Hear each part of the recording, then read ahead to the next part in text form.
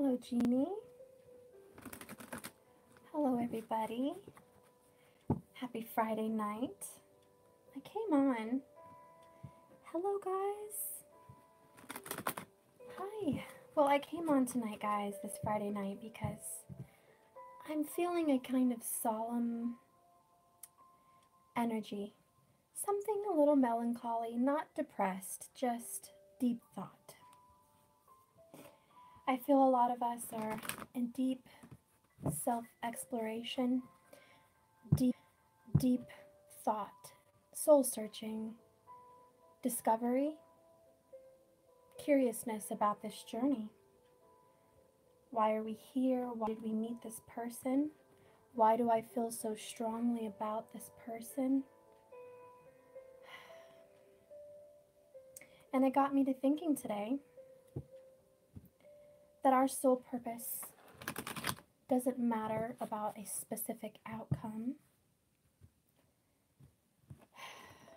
It matters about the beauty of this journey of self-discovery, deep feelings for ourselves, for our soul purpose, for our family history, for what we've come here to do as a soul, our karmic energy. What needs clearing?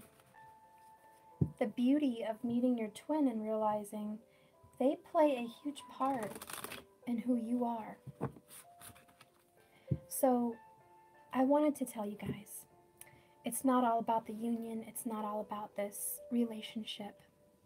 As beautiful as that is, it's absolutely beautiful. This journey is about living, experiencing this life. And I want to answer some questions for you guys tonight, if you have any, while I have some time. Mostly about your soul purpose, your soul journey, your karmic energy, what you're here to clear. I want to get into depth with who you are. Hey, Rob. So I'm here to answer any questions, and I want to do some kind of a spread here about self-discovery, because I feel very humble and grateful. Thank you for watching me and finding this channel, finding this video. I think you were meant to be here. And if you are solo tonight, or you're in deep thought, or you just have a nice drink next to you and you're just kind of thinking, that's what you're meant to do. You're meant to discover self on this journey. And it's really beautiful that you've been able to find that peace. So in this chaotic journey of twin flames, I want you to know that half of it, actually like 80% of it, is your karmic energy on this planet, what you have inherited from your past life to come here and do. I don't know if you guys have done a lot of your star charts, your birth charts, if you've done the Vedic star chart, or if you've done the tropical version, if you know what your Ketu is in and your Rahu is in, if you know your soul purpose, your karmic energy, your ascending, your rising, you know. If you guys are aware of any of those things, you know, shoot me out a message and I'll see if I can help you discover some of that. Yeah, our astrology says certain things about our life and what we're supposed to discover, but ultimately we have the free will to make choices to make this life easier on us or make it harder. So I want to dive into our choices tonight and see what we're choosing to do. Is it for our greatest good? Example, guys. If you are in a place where your heart is hurting without your love, and you're experiencing, let me put that down, and you're experiencing a grieving of loneliness, and a grieving of heartache, and a pain of separation, it's completely normal to feel that. I don't believe there's some charm or remedy or trick to heal you from that or to ease your burden. It's something that you need to feel.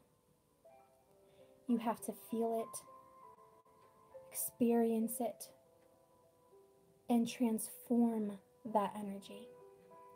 Take that burden and that hurt and welcome it, hold it, just soothe it, and release it. Release that pain by a transformation of peace and a transformation of true self, that you can be whole without your twin. You can be whole on your own. And when you are vibrating in this beautiful diamond crystal-like phase of self, you're a light unto the world. You're a vibration that calls your twin to you. Because that's the beauty of what's meant to be when two souls can become one. So time is of the, you think time is of the essence, time matters. The clock is ticking. No, it's not. What's ticking is, are you learning? Are you growing? Are you not? Because this journey depends on the growth. It depends on the self-discovery. It's not a bunch of work you have to do to have completed before you meet your twin. Because that doesn't matter. You can be with your twin whether you're completely messed up or you're completely whole. You can unite with your twin on any vibration. The vibration needed, minus all the work, the vibration needed is just wholeness. You can wholly be messed up or you can wholly be healed. It doesn't really matter on the vibration. Just the simple fact that you're okay on your own and you're strong enough to take things as they come at you with a learning, growing, feelings attitude. Okay? So I am here to, answer some questions, guys, and see where we're at on this journey. But if you guys have any thoughts, deep thoughts, I would love to be of some help. Not questions like, is your ex going to contact you, or, the immediate questions in that nature. I mean, maybe some karmic questions or some astrological questions. I can help you with that and see if I can help point you in the right direction. But I will be doing a reading for the twins, of course, tonight since I'm on here. But let me see who has questions here. Ooh. Hey guys, hey Tippy. Whoops. Sorry to get serious, guys. I know a lot of people don't like me to get serious. They would rather just jump onto a reading, see the cards, and move on. And here I am preaching. So I'm not trying to disappoint you guys on that level. I am going to do the reading. I just want to be a friend too and see if I can help you with any thoughts you may have on this journey. Let's see. I feel like such a tidal wave of emotions. Yes, April, me too. Me too. I don't know where to begin. Oh, Karen. Oh, honey. I have to talk with you about on our reading.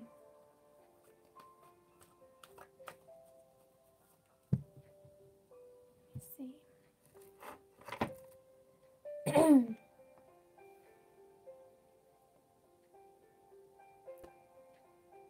I asked you about the 13 signs.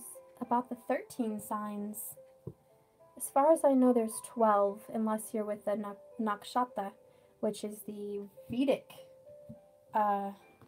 terms of astrology. I think there's 27 or 28. With ours, it's just 12.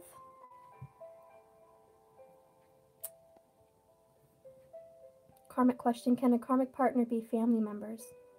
And if so, do we clear karma with them if we can ever escape them? Yes, I do believe karmic partners can be family.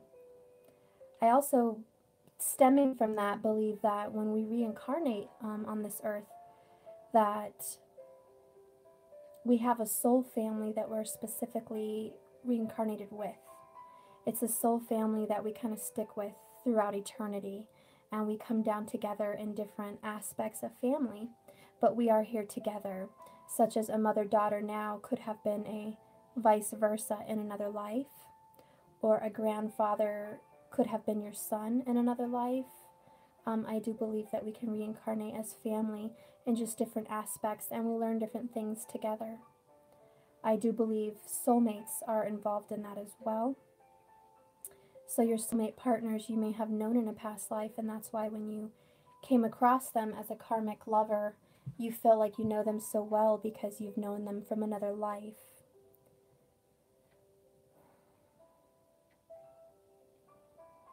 And Jovi, honey, what was did I miss a question for you?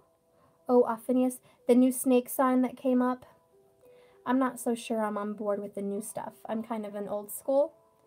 Yeah, that's the snake sign that came up in the new solar system, like, view that they just added on in 2012 or something. So I don't, personally, I just don't believe in that. I'd have to do a lot more research, but no, I think I'm going to stick with the ancient history of what we have for astrology. Hey, Gypsy. Hi, Carolyn. Hugs, hugs. All right.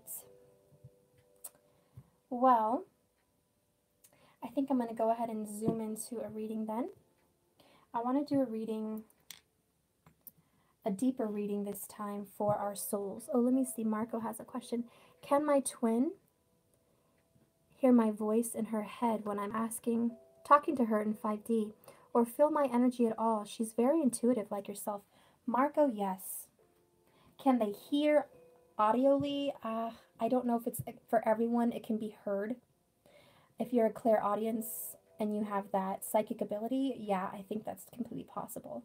Clairvoyant or just very intuitive. They can see things, sense things. I believe when you're thinking really hard about someone and you're connecting to them in the 5D and you're really at a good high vibration, they can feel your presence around them, almost like a ghost. They can feel you there. I don't know if you guys ever saw that Vampire Diaries, but when Damon was trying to talk to his love, Katrina, whatever, not Katrina, what was her name? The girl that was the doppelganger. I can't think of her name right now. Oh my gosh, I had a couple. Anyways, he was telling her he loved her from another realm. She sensed he was there. She couldn't hear him, but she sensed his presence, and when he tried to touch her face and let her know he was there and tell her he loved her, she had tears rolling down her face and she could feel him. So I do believe it's kind of the same kind of way. I'm just trying to paint a picture. When you're talking to someone in the 5D or you're trying to connect with them spiritually, telepathically, they can feel your presence as if you were right there. Because time is just the matrix. Space and time mean nothing. Our presence is neither here nor there. Our presence just is. And when you're connected with another presence, no matter the matrix or what's around you, you can be present in the same moment. Kind of like time travel, you can just be present in the same very moment and converse. Telepathically, through your soul, through your heart, spiritually, you can do that. Hope that answered your question, Marco. Carolyn Easternbrook, I can hear my twin, but he can't hear me, or he denied it. Well, that's awesome. Like I said, people that have clairaudience, however you want to say that, can psychically hear things. They can hear voices, they can hear numbers, they can hear messages. Some people that can get messages and they're telling you, I'm hearing something because I'm trying to pull something out. They can literally hear something, which is amazing. They have like an extra set of ears. They have another sense. But for some people, it's just a feeling. They can feel something and it comes in form of a thought. Or you can see something. Clairvoyance, you can see a picture of something. I think for someone, I saw a bonfire on one of my readings, and I was like, what is this fire that I'm seeing between you two?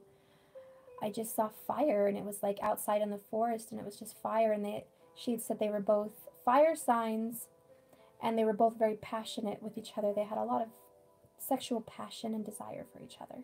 So sometimes, a vision will pop up, and we kind of have to learn how to read that vision and see what it means for someone special. Or if someone's lost a family member, and if I'm doing a reading or something and I see a doll or a car or, a color or something that might have meant something to them. It might be a message from the other side saying, hey, I saw you. Or keys. Maybe someone lost their keys that day, and I'm picturing keys, and I'm like, what happened? Oh, I lost my keys yesterday. Oh, okay, well, that explains why I saw a key. Things like that, guys. Things like that. Let's see what's going on here with the twins. Let's see.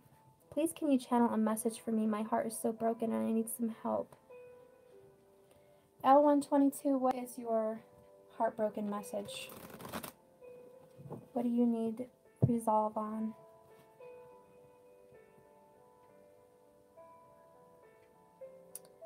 Octavia, I'm strongly feeling like I want to start fresh and have a new experience.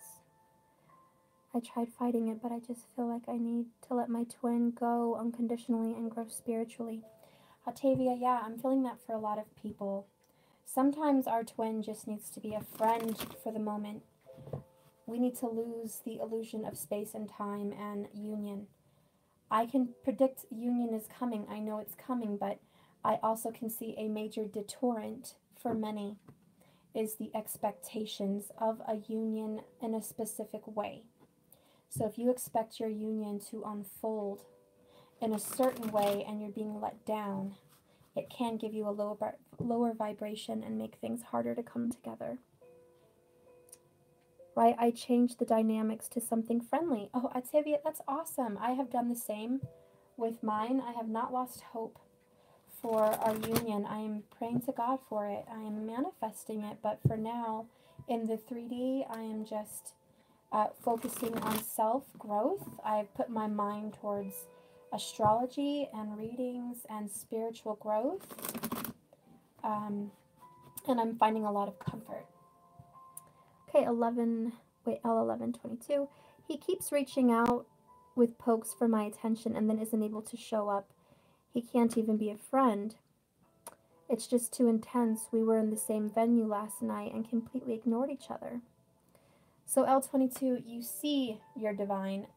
And are you sure he is your divine? Whoops. Are you sure he is your divine? Because sometimes we think someone's our divine and it really isn't. It could just be a karmic partner. I don't know what your natal chart says, but sometimes the true person you're meant to meet does come later in life, depending on your natal charts. I don't know how old you are, but I'm feeling, I don't know, that maybe, I'm not sure of your energy. I don't want to be a negative Nelly either, though. Let's see. He keeps putting himself in my world to see me and be around me.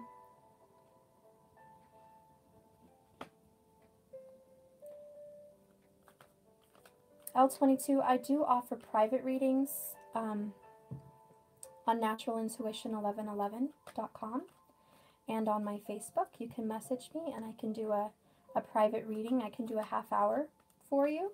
I am scheduling for next week. I can tell you right off the bat, hun, I'm not feeling a strong connection. It may be a twin connection, but I feel like it may not be strong yet.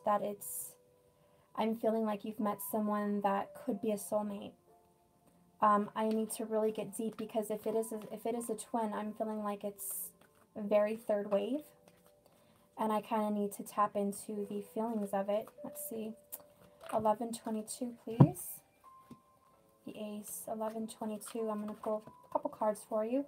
Wow, the Ace of Swords, the Ace of Wands. Extremely young and extremely new, like I was feeling. 1122. Okay. The Chariot in reverse. Okay. This means something good is coming, but it's not ready to move yet. Okay, and then I have the Ace of Wands and the Ace of Swords for you. This, to me, hun, I'm really feeling is extremely young, naive, new, early, premature. It's the very beginnings of a twin relationship, if it is one at all. It's not ready to move forward yet. for some reason. There's success behind it. There's something very good behind it, but it's very young yet. It's very early.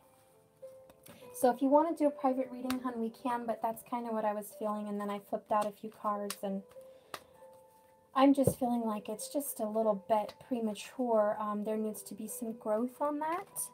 But I would love to do a private reading with you. I can do a half hour, and you can find me at Natural Intuition 1111, and I'd be happy to get further. Let's see, guys. Jovi, I need to know where I am. I'll pull a couple cards for you, Jovi. Jovi. Where's Jovi at? Where's my Jovi at? It's a whole lot of combobulation. Your mind is full of a lot of new information. When the cards get all like that, it means this person's mind is kind of overwhelmed, over-exploding with new growth and knowledge and information. You've been studying, researching. I feel you've gotten maybe 6 hours of sleep, and you've been really on an educational journey. Let's see what's going on here, Jovi. What's going on, Jovi? What's going on, Jovi? Oof, very combobulated. Jovi. I have the 6 of Swords, the 10 of Wands. Whoops, that came upside down. Jovi. It's so combobulated, I'm just going to have to split decks here. Jovi. Where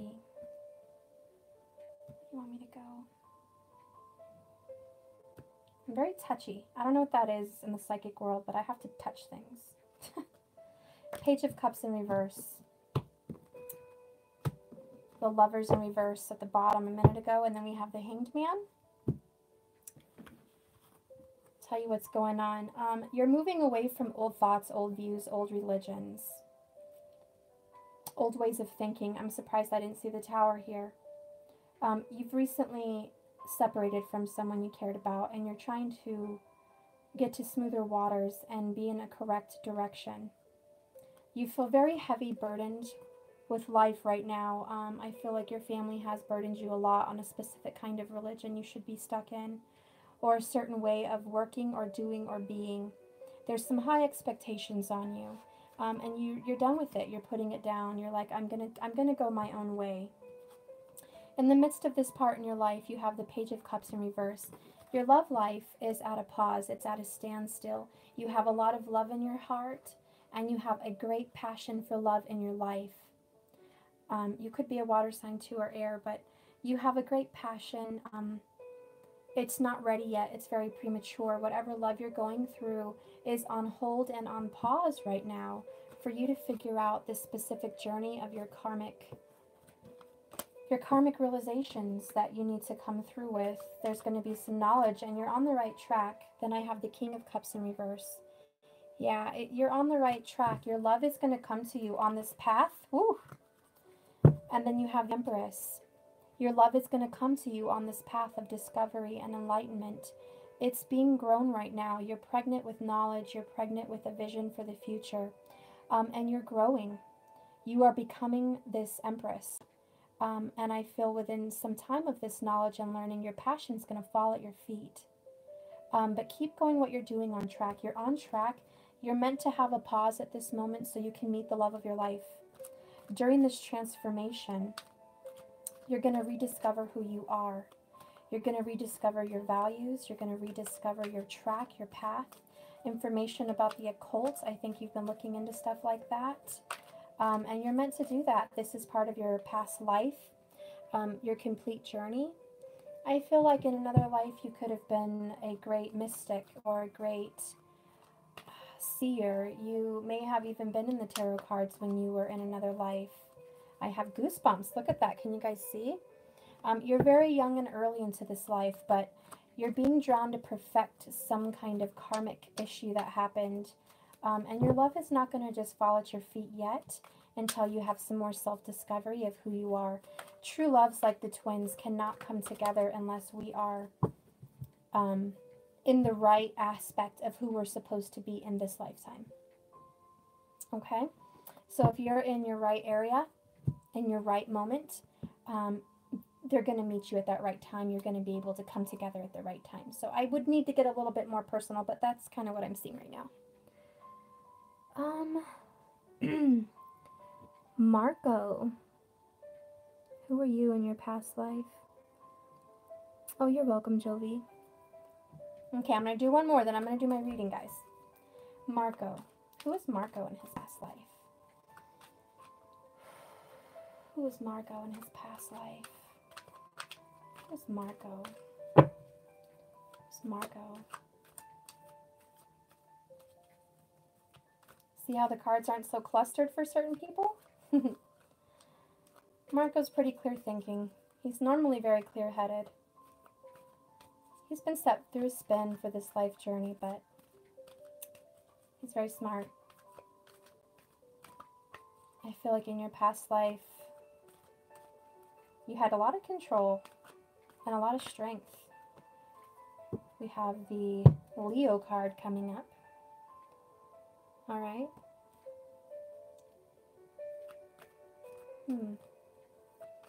Something to do with some kind of a soldier, I'm feeling like, in like Greece, like gladiator stuff. Let's see. Oof, okay, this wanted to come out. The Ace of Swords. Something to do with swords and knowledge and truth. You were a leader, you were strong. You're a strong leader, possibly a teacher. You did communicate with others with strength. Who's Marco in his past life? Is there any other clues? Marco in his past life. How did he speak to others? Okay. Ooh, I have the Magician. And I have the Three of Wands. So I believe you are a traveler. I do believe you could have been at war at one time. You saw some truth in war. You were able to heal others in war. You did not like the battle of death. You didn't like the battle to take lives. You wanted to heal lives. You wanted to be a healer, but you were pushed into some kind of battle. And you were always imagining a different life, but your life got taken.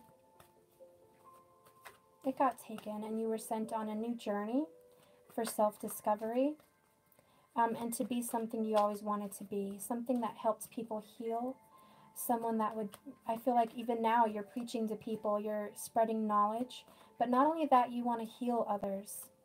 So I feel like part of your journey could be a healer, some philosophy, but you probably have powers you're not exactly aware of. You're an excellent communicator. You could be an excellent speaker and teacher, but your real gift is calming others' fears. Your real gift is soothing pain. You could have even been a doctor in another past life. You definitely like to heal people, take care of them, nurture them. And with the Magician, I really feel like a strong teacher. But I do feel you had a sudden death. And you're really trying to take this life by the horns. You really want to manage this life a lot better. You want to make this. You want to have a wife and children and peace, serenity. You want to grow a family too. I feel like you could be the kind of person that could have 8 kids and be really happy. Have the King of Coins for you. You're extremely stable in this life. You have a lot of grounding. You're grounding for your love. You're grounding for your loved ones. Very Taurus, very Leo. Very strong energy. All right, hun. I hope that helped. Marco, you seem awesome. I'm trying to look at your picture down there. I can hardly see you. 20 kids? I hope you don't really have 20 kids. But you could probably handle a school of kids. I mean, you would probably be an excellent principal or a counselor at a school. You're probably very great with children. All right, guys, I'm going to start with this reading here. Let's see. Lavinia Flora Dorbreen? Please, I feel a very strong connection with my twin. You tell me, please. He's scared. You have no kids. Well, Marco, you're probably going to have kids. That Empress didn't pop up for no reason. You're going to meet somebody with kids. You're going to love somebody with kids. Your twin probably has kids. And you guys will probably have more kids.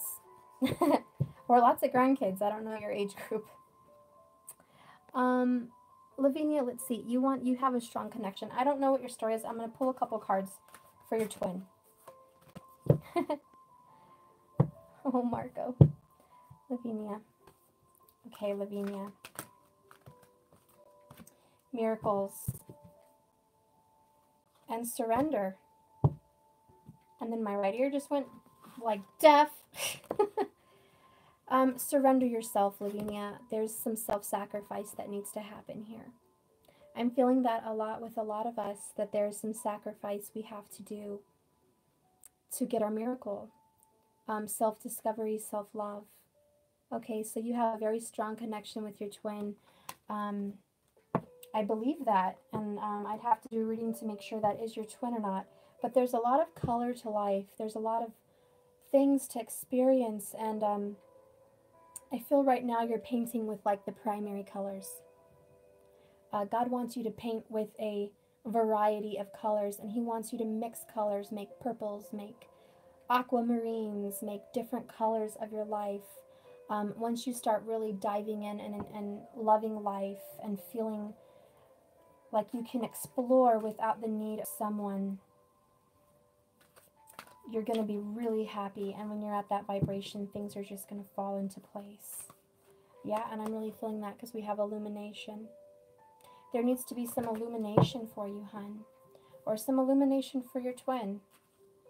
Okay, maybe he's not enjoying life. Maybe he's not experiencing all the colors life has to offer. And you may be able to experience that together. But there has to first be the surrendering of need. As soon as we let go of need, we experience wealth. Okay, if we're resonating in the feeling of need or hope or want, we are going to keep experiencing hope, need, and want. Okay, this transformation of self is the experience of I have. Just feeling like you have. Okay, I have it all. I have every bit of it, and I'm so thankful. And I believe we can surpass all astrology, all factors of who we're supposed to be, what we're supposed to be here for. I believe manifestation and self-discovery is the most #1 powerful tool in the entire existence of any existence. We are very blessed to have the ability to imagine and create. And we can change our universe, we can change our astrology, we can change our world. Because if we change ourselves and we are reborn, it doesn't matter what time you were born, how you entered this world, or your charts. I feel like if you're reborn, the moment you're reborn with self, that's the moment you've become somebody else with a whole nother path. Okay, and that path is up to you. Jackie O, it's so cool that you do these mini lives. I really don't know how you aren't completely zapped. Me either, hun. I want to do a little card pulling for you, Jackie O, because you never asked me. Jackie O. And I've seen you. I've cross-watched other people's videos, and I see you on there. You and I like the same stuff. So I want to pull a card for you. I think I want to do my dragons, Jackie. Jackie O. My lovely soul sister, Jackie O. Oh, my lovely soul sister, Jackie O. Give me a reading for Jackie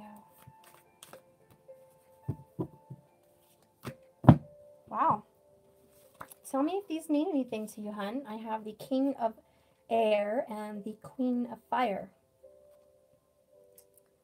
Okay, this is the energy that you and your masculine are resonating in right now, and I have the Three of Swords. There's some heartache and pain.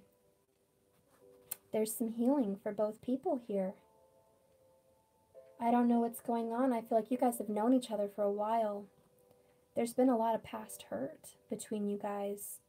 You've been determined and he's been cold. You've been warm and he's been cool. What I love about air and fire, they can work really well together. They can be an amazing team. Okay, you guys, the energy of thought and knowledge, and the energy of passion and desire. Knowledge and desire can heal this. We need some water energy in here, though.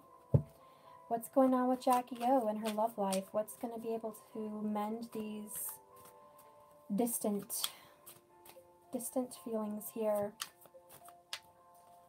The Three of Swords definitely resonates. A lot of ups and downs, and yet we always seem to be polar opposites. Let's see. Jackie O. What's going on with Jackie O? What's going on with my Jackie? I have to do this differently. What's going on with Jackie? Jackie. Jackie. Jackie.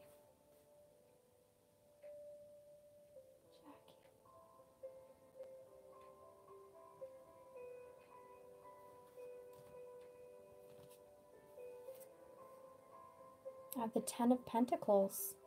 Money is a great concern for your partner. A lot of earth, and we have the Devil card here upside down. Is your twin an earth sign? Is he a Capricorn? Is your twin a Capricorn or some kind of an earth sign, Jackie? I have a question because then I have to think about how I'm going to explain these cards here. We are both earth. Cappy and Virgo. Well, that explains a lot. Thank you. Well, the Capricorn is not at their best. I don't know who the Cappy is, but they are not at their best. They're trying to fix themselves. There is some karmic baggage that is really hurting.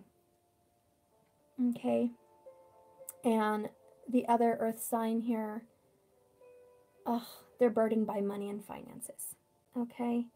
They're focused on material wealth, material needs, and it's a high desire. And I would like to say 10 of coins is amazing, but I feel like they're with a partner possibly that they have no business being with, and it's all about business. It's all about money.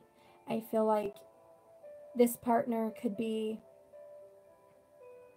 in it to win it. Just self-discovery is not necessary right now. They're really focused on personal wealth, what they're acquiring, what they have, what they own.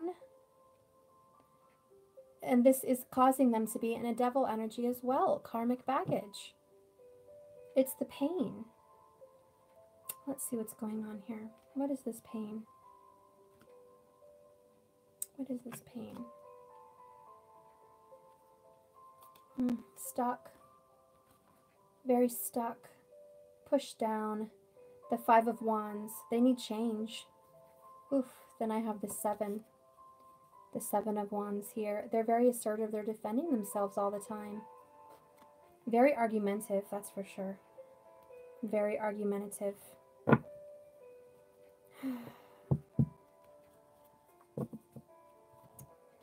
Well, whatever, oh gosh, then I have the Ten of Wands. I feel like whatever family he's gotten involved with, whatever person is very negative. Okay, it's extremely negative with the 7 and the 5. It's like he just, at a 10 out of 10, it's done, it's complete. It's like he's getting into something that's already over with the 10 of Wands. It's like as soon as he's feeling like, oh yeah, I've got my stuff acquired, I'm doing good, I'm making good good financially and in the 3D. But then look, we have the 10 of Wands. It's like as soon as he starts, as soon as things are awesome, all these tens of coins, it's like he's acquired what he wants, and then boom, it's over. You know, with 5 of Cups, it could mean a habitual dater. But with the 5 of Wands, I feel like it's a habitual person that starts relationships and doesn't finish it. And he's very, very argumentative. That would be the King of Swords. He can be very cold and calloused with his words. He can hurt feelings very easily. And you're very strong. You're going to heal this heart. You're determined to heal this heart. I feel like there's more of a story to you. So I'm just going to read a couple more, Jackie, because I love you here. Jackie O. Oh, this one wanted to pop out, just like upside down for no reason. Jackie O, look at you all. Look at you all, High Priestess, okay? Look at you. This is you, all Queen of Wands and High Priestess. Well, you have the knowledge of the ancient past. You not only have the Akashic records at your feet, you have occult knowledge at your feet, you have divine wisdom, you have psychic abilities. You can see straight through people the minute you meet them. You can pick up on very good energy and very negative energy. You're also a healer, and you're a very, very powerful person spiritually. You quite possibly in your past could have been a very, not only just a high priestess, but a feminine in the past that kind of was with the occult and did a lot of things that society didn't approve of. It did a lot of things society didn't approve of. You did anyways. And you're bringing that knowledge back. You're bringing it back here. And I think this is why you take relationships on that could be negative or scary, because they don't scare you. In fact, not a lot scares you. I don't think you're fearful of much. You feel like you can take most situations on because you're really one. You're really good and solid with yourself and your knowledge. And you're very patient. Very patient. Look, the Queen of Wands pops up again. Yeah, and the King of Swords pops up again. Yeah, you're going to be strong throughout this relationship. What is the outcome for Jackie O? What is the outcome for Jackie O? Is this her twin? Is this her love? What is the outcome? What is the outcome for Jackie? What is the outcome for Jackie? Ooh, okay. I have the Star. This not only is Aquarius, but it's a wish come true.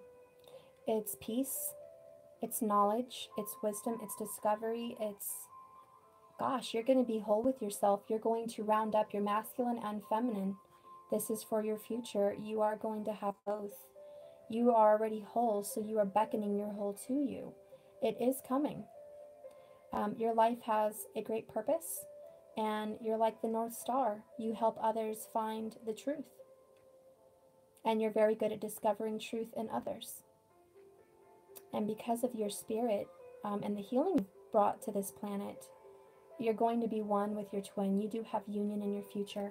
I'd have to go really deep to see when and the hows and the whats and all that stuff, but that's what I see for you, Jackie. And can you guys hang on 1 second? I have to go check on my little ones. I'll be right back. Listen to some music and chit chat for a second. I'll be right back.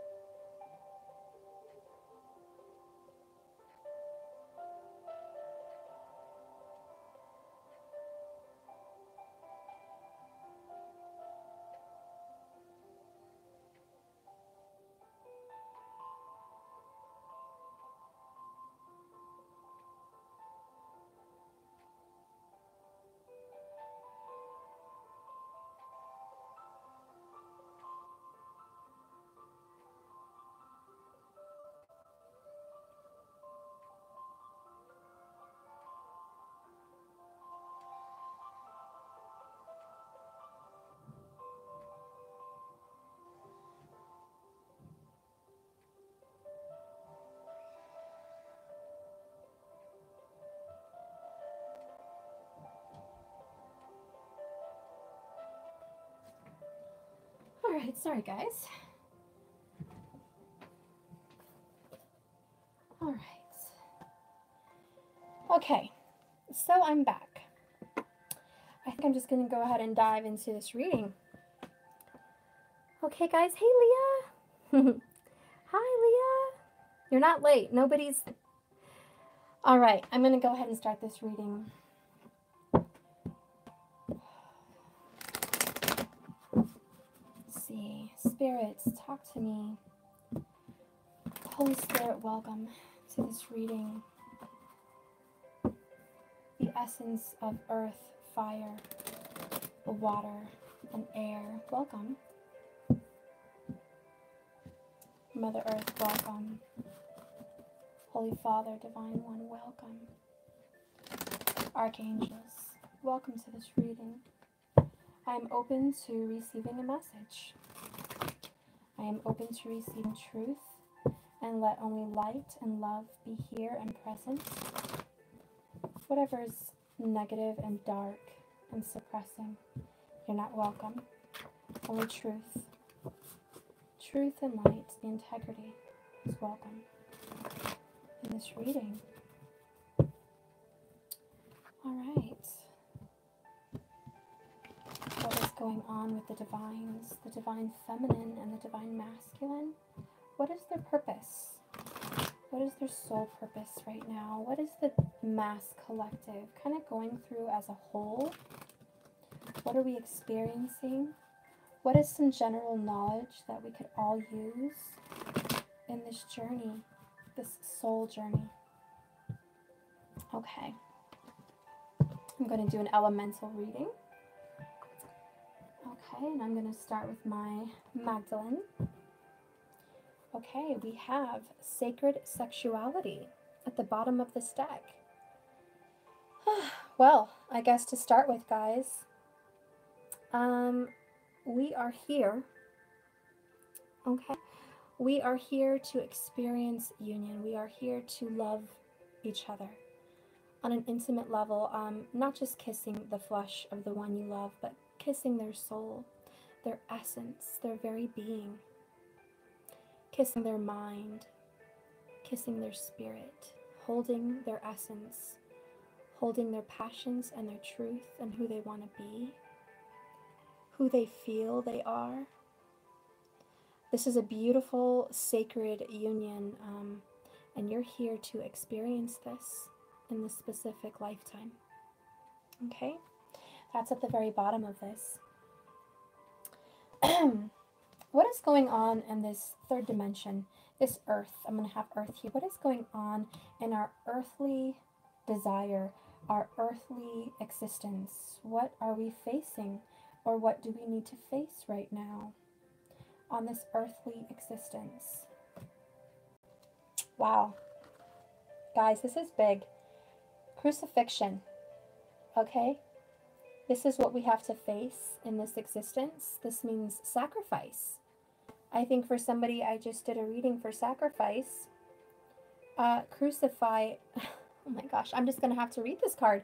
It's like out the gate, and it's humongous for the 3D. This is letting go of your fears, crucifying the people that put you down, letting go of old religious beliefs,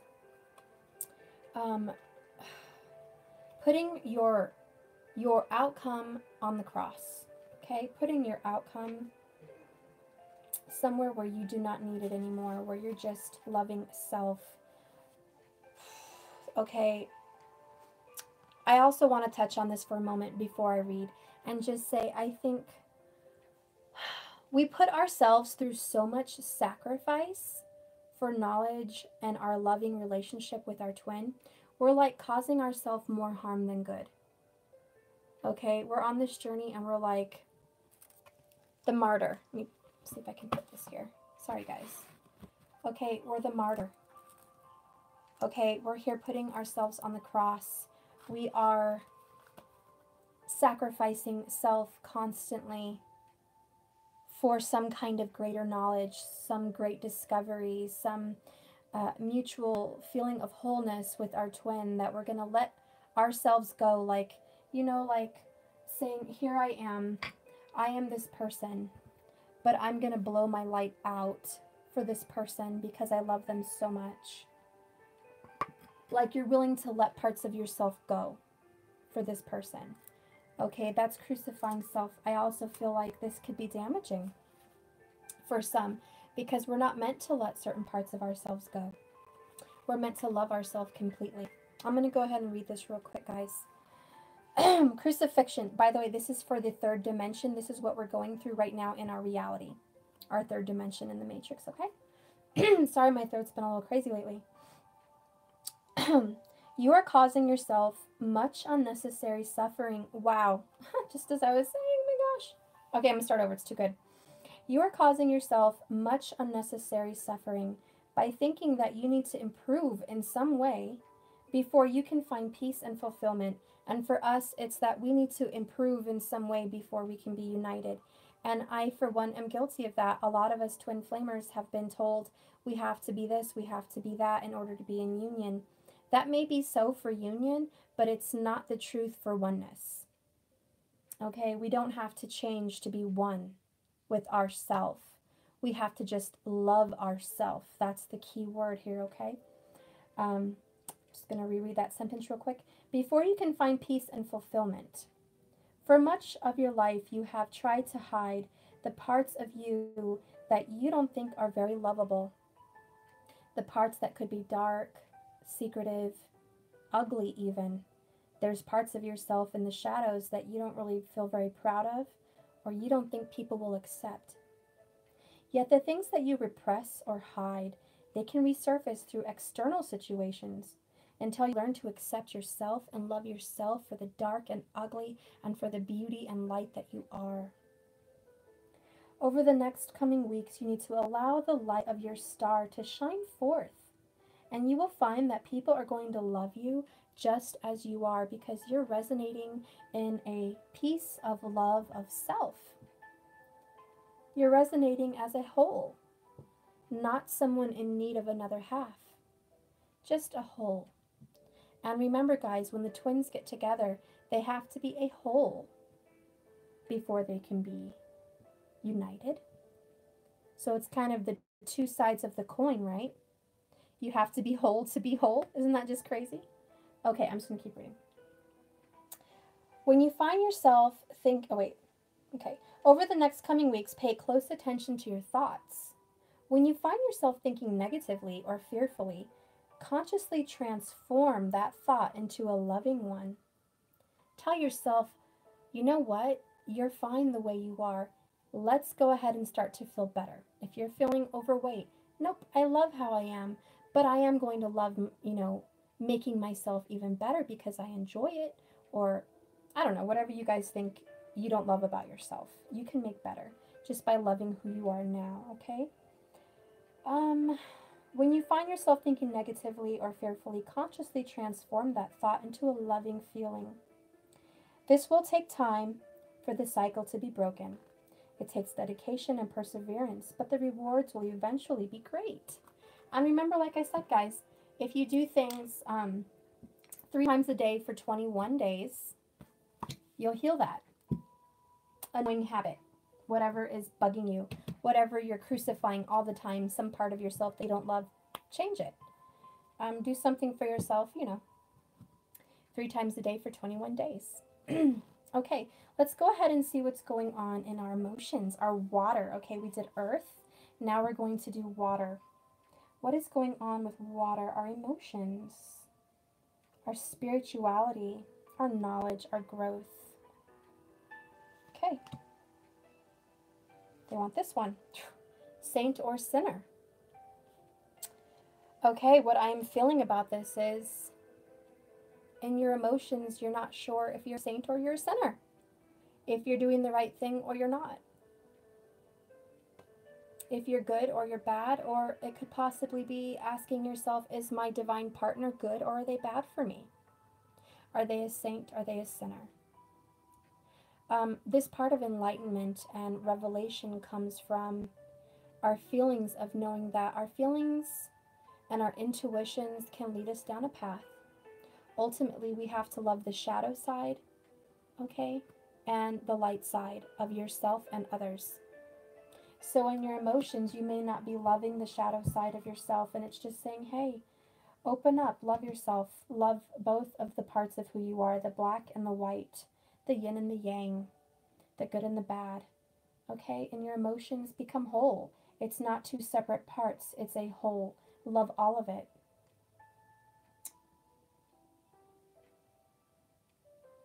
Okay, I'm going to go ahead and move on here to these thoughts. What's going on in our air energy, our thoughts? What's going on with our intelligence, our knowledge, our communication? What's going on in these thoughts for air? This air energy, these swords. What's going on in this swords energy? It's this one, okay? It's little children.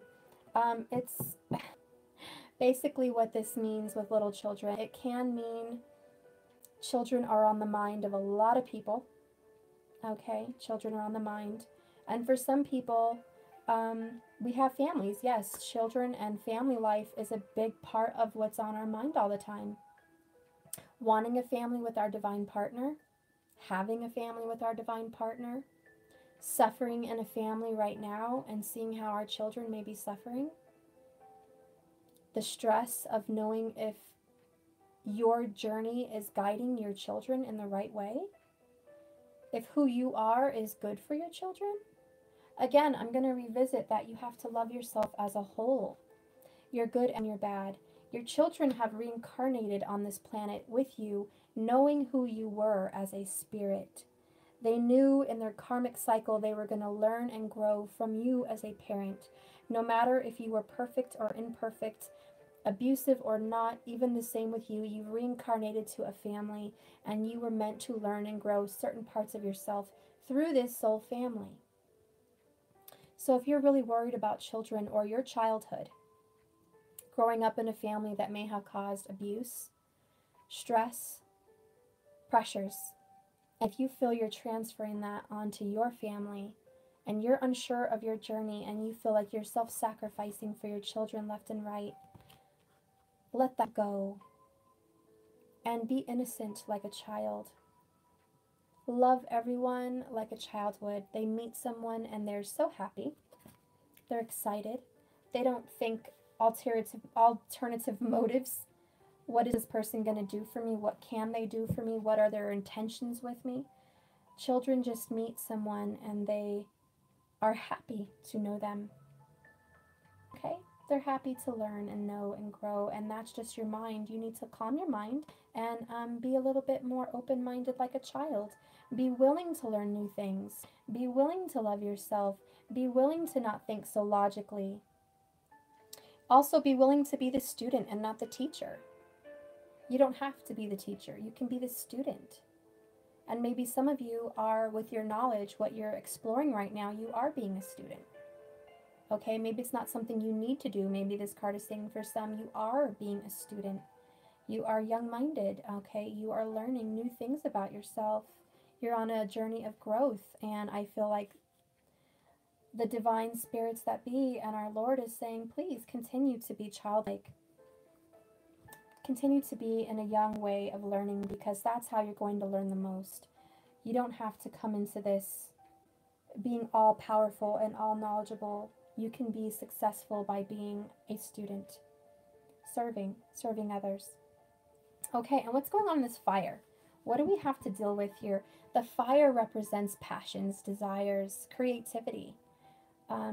Also in this reading, it could represent, what do we need to deal with?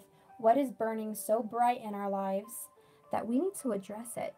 Okay, we really need to focus on this area of our life. Yes, we need to focus on everything, but this specific one needs immediate attention. It's like your house is on fire, you're going to go put it out. You need to put that fire out. It's very immediate. Okay, so what's quick? What do we need to look at very quickly in this reading? What do we need to look at very quickly in this reading? Nope, it's this one. Wow, divine order. Okay, guys. What do we need to look at very quickly? Letting go of the outcome and allowing the divine presence to be in our lives and take control. Letting them love us and nurture us and soothe us and guide us. Okay, divine order. This is supposed to happen. This is all part of it. You're learning, you're growing, you're being mothered. Okay, so we have to deal with that. That's our fire. That's what needs to be looked at. Also, those fire signs, you know, you're at a point in your life where divine's going to take over. You've been very passionate and very fiery and very forceful to do things your way. And the divine is saying, yeah, now it's time to watch me do something for you and be open to it. Okay, for water signs, the advice over here is to love yourself 100%. Stop trying to judge yourself and think that you're not so good half the time, or they're not so good half the time, or they're not good enough for you right now. For water signs, you're too deep into your emotions and you're being very judgy. You can be very judgy. I'm sorry, I'm not trying to come off rude here. I'm a water sign here, so I'm taking this reading with you guys. I'm not trying to be judgy. But for, you know, for water signs, it's just don't judge so much. Just enjoy. Learn, grow. Don't feel like you have to mother.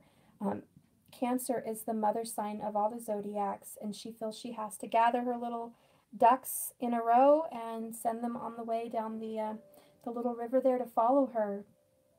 A lot of water signs feel they need to be the leader, the mother, the nurturer, the grower, the protector.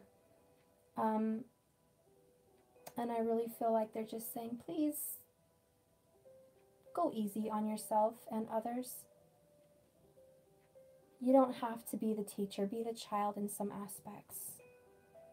Sometimes you need to let yourself be loved and healed. A lot of Cancer and Pisces especially tend to be hurting all the time, always crucifying themselves. Okay? Crucifying everything that you want and need for others. Very sacrificial. The sacrificial lamb. Don't do that anymore. Okay? Love yourself. And for the air signs, stop being so serious. Life is a playground. It's fun. It's beautiful. God wants you to explore this world with the curiosity and admiration of a child. Childlike faith. Don't question the divine so much. Don't question the order that God has things in. Don't question how we were born and what we need to do here, and questioning all of reality, questioning our journey, questioning motives and all, you know, giving people the option to stay or go, and you're always trying to logically figure things out and place them and say, this is the way it's going to be because this is logical and this makes sense. And I'm intelligent and I know that I am, and I'm very Queen of Swords. And, you know, the advice for the air sign is just be childlike, have some childlike faith, let go of that critical thinking, and welcome learning, not teaching. Okay? And then with the crucifixion for Earth, stop sacrificing everything that you are for others. You don't have to work your hands to the bone to be happy. Okay? You don't have to focus on material wealth as often as you think you do. Cars and homes and jobs, yeah, they mean something in the third dimension, but they don't when we leave. You can't take any of this stuff with you. A lot of you are here, so obviously if you're an earth sign and you're here, you already know that. But this is just saying, let go of everything you can see and touch. And embrace what you feel and what you know. Trust your intuitions. You may not be seeing this plan work out perfectly for you. You may not see it all coming together for you. It's not manifesting in front of your eyes, but it's happening. Okay? It's happening. And what's going on in this spirit world? This fifth dimension and ninth dimension, what is going on up there? What kind of messages do they want us to know? What kind of messages from above do you want us to know? Yep. Wow. The Matrix, guys. This is what the higher beings that be, our creator, our archangels, our higher selves, our astral beings, our other dimensional higher forms of life want us to know that this is just the Matrix. It's a form of creation. It's an alternate reality for the other dimensions, but at the same time, it was created for the purpose of experience. Wow, that came out of nowhere. Okay, guys, so yeah, this just came, this earth was put here for experience. In fact, our astral beings, our higher selves, our Lord, our Creator, our archangels, the ones that can be here with us and around us, and we don't see them or hear them, they're here and they're experiencing Mother Earth with us, and they love her very dearly and they love us very dearly. But they want you to know that all these pains and hurts that we're suffering through, we can change with the power of manifestation, the power of creation. We are created in His image, and in His image we have His tongue, we have His mouth. Also in His image we are light beings because He is a light being. Our Creator is pure light and love. And if we are created in His image, which is pure light and love, we can transform and create and love and enjoy. And that's what they want us to know, that this is not the end all. What you're here to see and touch and experience is not the purpose of everything. It's just a seed. You're growing a seed for future experiences, and you're putting a seed down to create another more abundant life even after this one. We're going to be reaping what we're sowing, so be careful. Because this earth is a school. It's a playground. And when we graduate from here, we're going to have to see where this knowledge takes us. So let's reap good seeds and enjoy who we are and love this existence too. Don't let it pass us by. And what is our outcome going on here? What is the outcome? What is the outcome for the divine beings? Okay.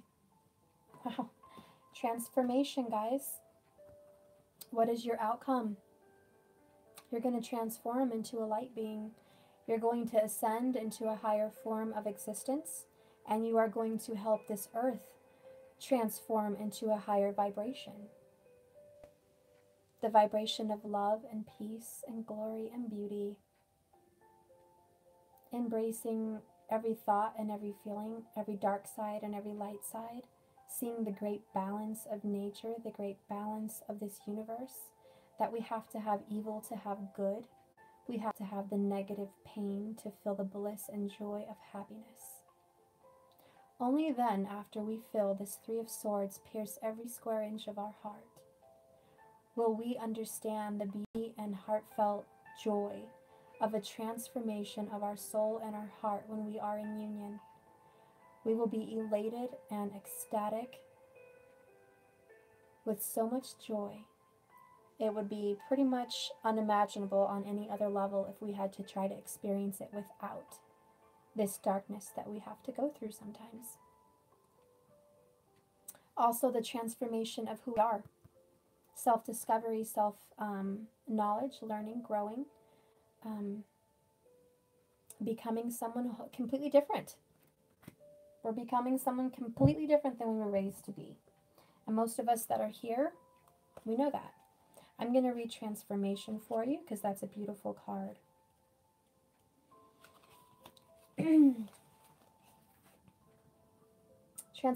Transformation. Your world may seem like it has turned upside down, yet rest assured there is no need for concern. A positive transformation related to work, study, or finances is now occurring. Keep calm and allow the storm to clear, for when it does, you shall discover that the things you have been looking for have been rearranged for the better good. Do not fear for the changes taking place, or for change that may seem scary. It is a necessary part of life. With every ending comes a new beginning. Trust and be prepared to lovingly let go of the past, once and for all. If there is one certainty in life, it is that your life will continue to transform as it magically unfolds in a new creation each fold. Though you may feel unsettled and unsure at present, try to be flexible in your thinking and be always open to new ideas and new learning, because a bright new future is awaiting you. That's beautiful, guys. It's perfect. Couldn't have planned a better reading if I even tried. And I'm just going to go ahead and clarify. Bottom of the deck here, we have the Three of Pentacles. We're working, we're building, we're becoming something. We are also seeking a higher knowledge, okay? This is seeking more, growing, and introspectively asking God to transform you and continue to build the temple that you are. You are currently rebuilding this temple, which is self, body, this 3D package. Okay, and during this journey, if you have found that you found yourself here on YouTube looking for spiritual videos, you are certainly building your temple up, and you are seeking a higher knowledge to help you build. So you're doing everything right, guys, and you are getting the assistance you're looking for. Let's go ahead and clarify Earth. Ooh, we have the Six of Swords, crucifixion. The advice here, letting go. Stop crucifying yourself. Okay? Leave that in the past. You don't need to self-sacrifice to grow. Love every bit of who you are and welcome new growth. You don't have to like cut things off. Just embrace the past. Okay? Because just transforming it. We're not going to get rid of it. We're just going to transform it. So it's kind of just leaving the past behind us, accepting who we are and growing from there and moving on forward to something better. Okay, let's see, clarifying a saint and sinner, water energy, the Hermit. This is going inside, my water babies. Going inside, being the hermit, looking for truth within. Seeking who you really are, search those waters, okay? You're doing a good job. You are probably alone. A lot of you water signs are probably feeling a little bit of isolation, a little recluse, which is really good. You're just becoming wise, okay? And you're learning from these experiences. It's part of your soul journey. Also, trust the advice of gurus and others that have accomplished meditation and self-love. Definitely seek some kind of assistance in that area if you need it. Clarifying air, the little children. Ooh, I love it. The Twin Flame card, but it's the Four of Wands. In this specific reading, since I'm not exactly doing a love reading here, with the little children, this is celebrate life as a child. Celebrate your love like a child. Celebrate who you are. This is grounded new beginnings. There's more to life than swords and air and thought and communication and knowledge. There is flowers and grass and playing and wands and traveling and experiencing fun with others, not overanalyzing every situation, just having fun. So I feel like the ultimate reading for here is for the air signs. Enjoy life as it comes at you. Don't overanalyze. Just get out there, get in the sunshine, and play. Stop overthinking, just play. Okay. And let's see what we have going on for the fire. What's the overall advice for the fire? Oh boy. Well, you know, it doesn't have to be the fire signs. We knew we had to pay attention to something that had to get rid of. This is actually a good sign, so I'm not going to freak out that it's the Seven of Swords. It's letting go. Of the past. Again, kind of like crucifixion here with Earth. Leaving things for something better. For the fire signs and the fire energy of divine order, it's stop trying to get away with doing things by yourself. Alone in the dark. Like you have to sneak away with some kind of special knowledge.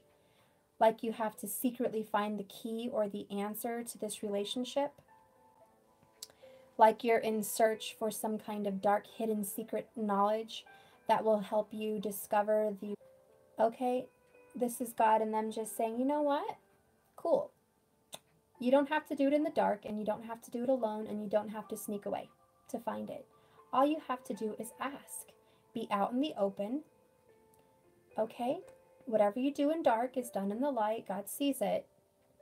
Okay, and they're just saying, you know what, you don't have to feel like you're in on this on your own, and you have to be covert, and you have to be like smart or witty or clever. This can also mean cleverly trying to do something, like trying to be very clever, very decisive. You're trying to like have a blueprint on how to do things. That's kind of what the Seven of Swords can mean also. When it's upside down, it's saying don't have to do things like a blueprint. You don't have to have a map or a plan. You also don't have to feel like you're doing this on your own. There's no secret to this union. It's just loving yourself and loving God. Okay, and moving forward with that love, being whole. There's no secret. So I think this is just God saying there's no secret to knowledge. Ask and you will receive. Knock and you will find. The door will be opened. Knock and the door will be opened. Ask whatever you want and you will receive it if you say it in my Father's name. Okay? You don't have to do things on your own. There's no secret key. It's out in the open. The knowledge is there. It's in your heart. Trust your intuition. It's already there. And to clarify the matrix, to clarify what Spirit has to say, ooh, we have the Ace of Cups.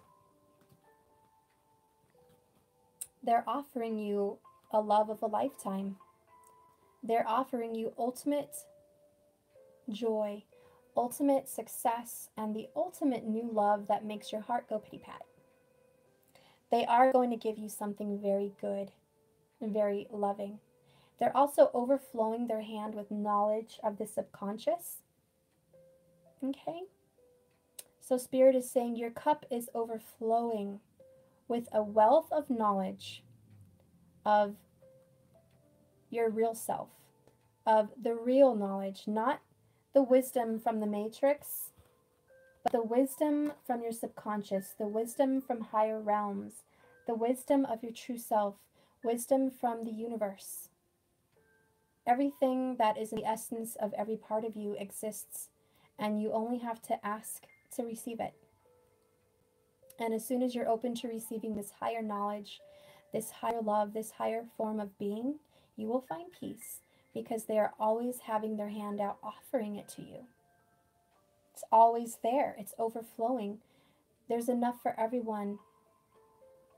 Okay? There's enough for everyone. It's an overflowing knowledge, and it's sitting there waiting to be given. Okay? So let's go ahead and see what's going to go on with transformation. Let's clarify transformation. Transformation, please. Transformation, clarification for me, please. Okay. The Ten of Wands. Okay, this is just saying let go of that burden, hun. All of you. Huns. I call everyone huns. What can I say? I'm not flirting. Let go of that wands. Let go of the burdens. Transform. You don't have to carry this on your own. Just as I say that, my shoulders feel so much better. I feel like you guys have a lot on your shoulders, literally. Okay? The weight of the world is on you, and you're just carrying it. You're doing good. You're multitasking. You're moving forward. Here you are watching this video. Not only are you handling your family life and your work and your spirituality and your 3D matrix self, here you are trudging along, putting on another wand on the stack, looking for your truth and spirituality. And I think this is just a message that the reality of transformation is dropping the ball, letting it go. Drop the ball every once in a while. Do what you feel. Be childlike. Follow your intuition. Of course, don't just go do something negative. You have a compass. You know, I guess if you have to do something negative, hey, if that's your prerogative, that's what you have to go do. But let go of the burden of trying to carry so much knowledge and truth and weight and finances and family and like your tasks. Like you're like, if I pulled a card for each one of these wands, they would be different issues. One would be family status. One would be work status. One would be who you are as a son or daughter. One would be who you are as a person on this planet. One would be, are you doing enough for the planet? Are you giving enough of your free time out to others? Or the stress and burden that you don't have enough time to give, like, some kind of a volunteer work that you've been dying to do and you feel like you just don't have time to do it. Or to feel like, God, I'm so exhausted that I really just don't have time to tackle my house projects. Okay? Or the thought that I'm struggling making money. I'm having a really hard time going over that next level at my job. I'm having a hard time getting this promotion or earning more. I'm trying to figure out how to earn more. Or for some, it's how do I fix my marriage? How do I fix this marriage right now? I am not figuring it out and I'm trying everything I can. Where am I going wrong? Or for some, it's where am I going wrong with my kids? Not giving enough. Let me tell you guys, this transformation is dropping the ball. Seeing where the chips fall. Okay? Where do the chips fall? Where do the cards fall? That's your answer. What should I do today? Should I focus on me? Should I focus on my kids? Drop them where they may. Who wins? Okay, I'm going to do this. I'm going to do that today. Because the reality, you can't do it all. The reality, every single day, you can't take on all 10 wands. Sometimes you can just carry 2. Sometimes you can carry 5. Sometimes you can carry all 10 for a little while. But it's not recommended. Sometimes just give yourself a break. Tell yourself it's okay. It's okay not to be excellent at everything you do. It's okay to not be husband of the year. It's okay to not look like Pamela Anderson. It's okay to not be mother of the year and have your kid enrolled in baseball this summer, because maybe you actually want to do more fun things together without a schedule burdening you down. Sometimes transformation means take a look at your schedule and see where you can make some room. Or maybe just toss the schedule out altogether for some. Bleh, who needs it? Let me just, and I mean socially. Obviously, you have a work schedule, you have to stick to it. But sometimes it's just saying, I'm going to let go of all these tasks and make room for passion and joy and love, because that's what's being gifted to me. And I'm going to flow like the water. I'm going to go with the flow. I'm going to go with the flow. Okay, ultra clarifiers, ultra, we have the bottom of the deck, 5 of Pentacles, Jeepers. Dark Night of the Soul already? No. I'm taking this 5 of Pentacles as saying we're overgiving. Some of us don't have our hand out in the way of asking for help when we should. Some of us need to ask for help, okay? Financially, or with your family, your kids, your work, some of us need to say, hey, I need some assistance. I can't do this all on my own. And if that's asking God, ask God. But ask for assistance, guys. Okay? This is also, you've been doing too much for too long.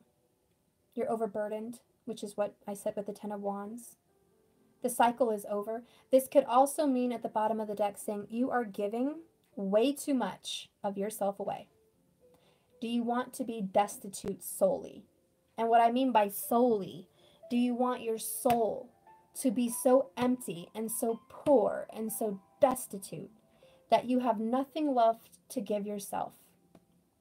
That you are literally in the cold with your hand out, begging for crumbs, begging for leftovers.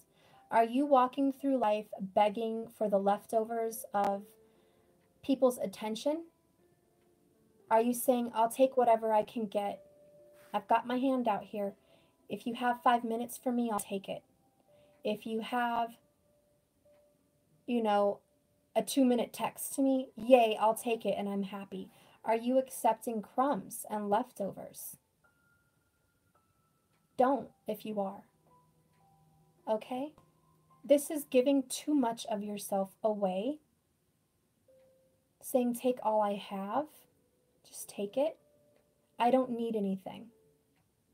And some of you are so strong that you literally don't need much. Some of us can literally live on $5 a day and give hundreds of dollars away. Some of us will give the shirt off our back to someone and sleep the night cold. That's beautiful. But that's physical. What about your inner self? Do you listen to everyone's advice and you're constantly this person that sucks up everyone's negative energy because they're constantly dumping and venting on you, and you never get to vent with anybody else? Are you constantly sacrificing your time? Maybe your family or friends or fiance, husband, whoever, they want to go watch their TV show. They want to go do something that they want to go do, and you sacrifice what you want for them. Do you really wish you could read that book or discover this new occult wisdom or start learning something new about astrology, or maybe take a class or go volunteer with horses or go for the mountains for the day, but you feel like you can't because you made promises elsewhere? Please don't be destitute with yourself. Don't make yourself hungry accepting crumbs of what life has to offer. Give yourself the full fruits that you deserve. That way you're able to give others. Also, this advice could mean with your divine partner, you're giving away too much. And it could tend to be very codependent. Okay, this is the earth sign, by the way. It could tend to be very codependent. By if you're giving, and they think that you're just always there, it could become something pretty negative. So just be careful. There has to be balance in everything we do. A very good, healthy balance. Okay?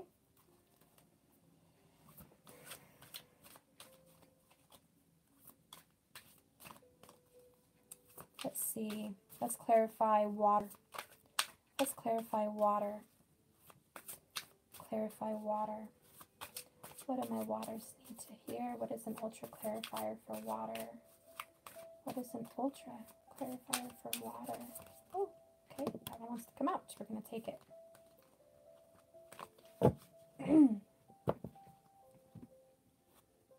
Oh my gosh, stop it.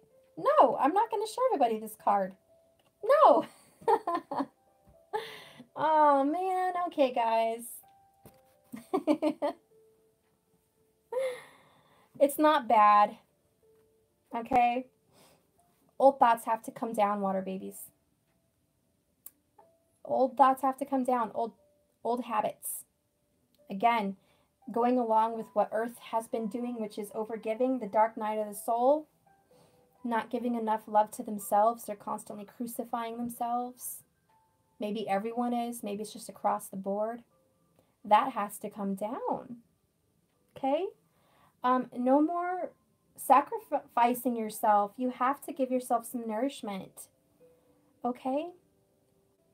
Do not overprice yourself. This is just... Look, guys.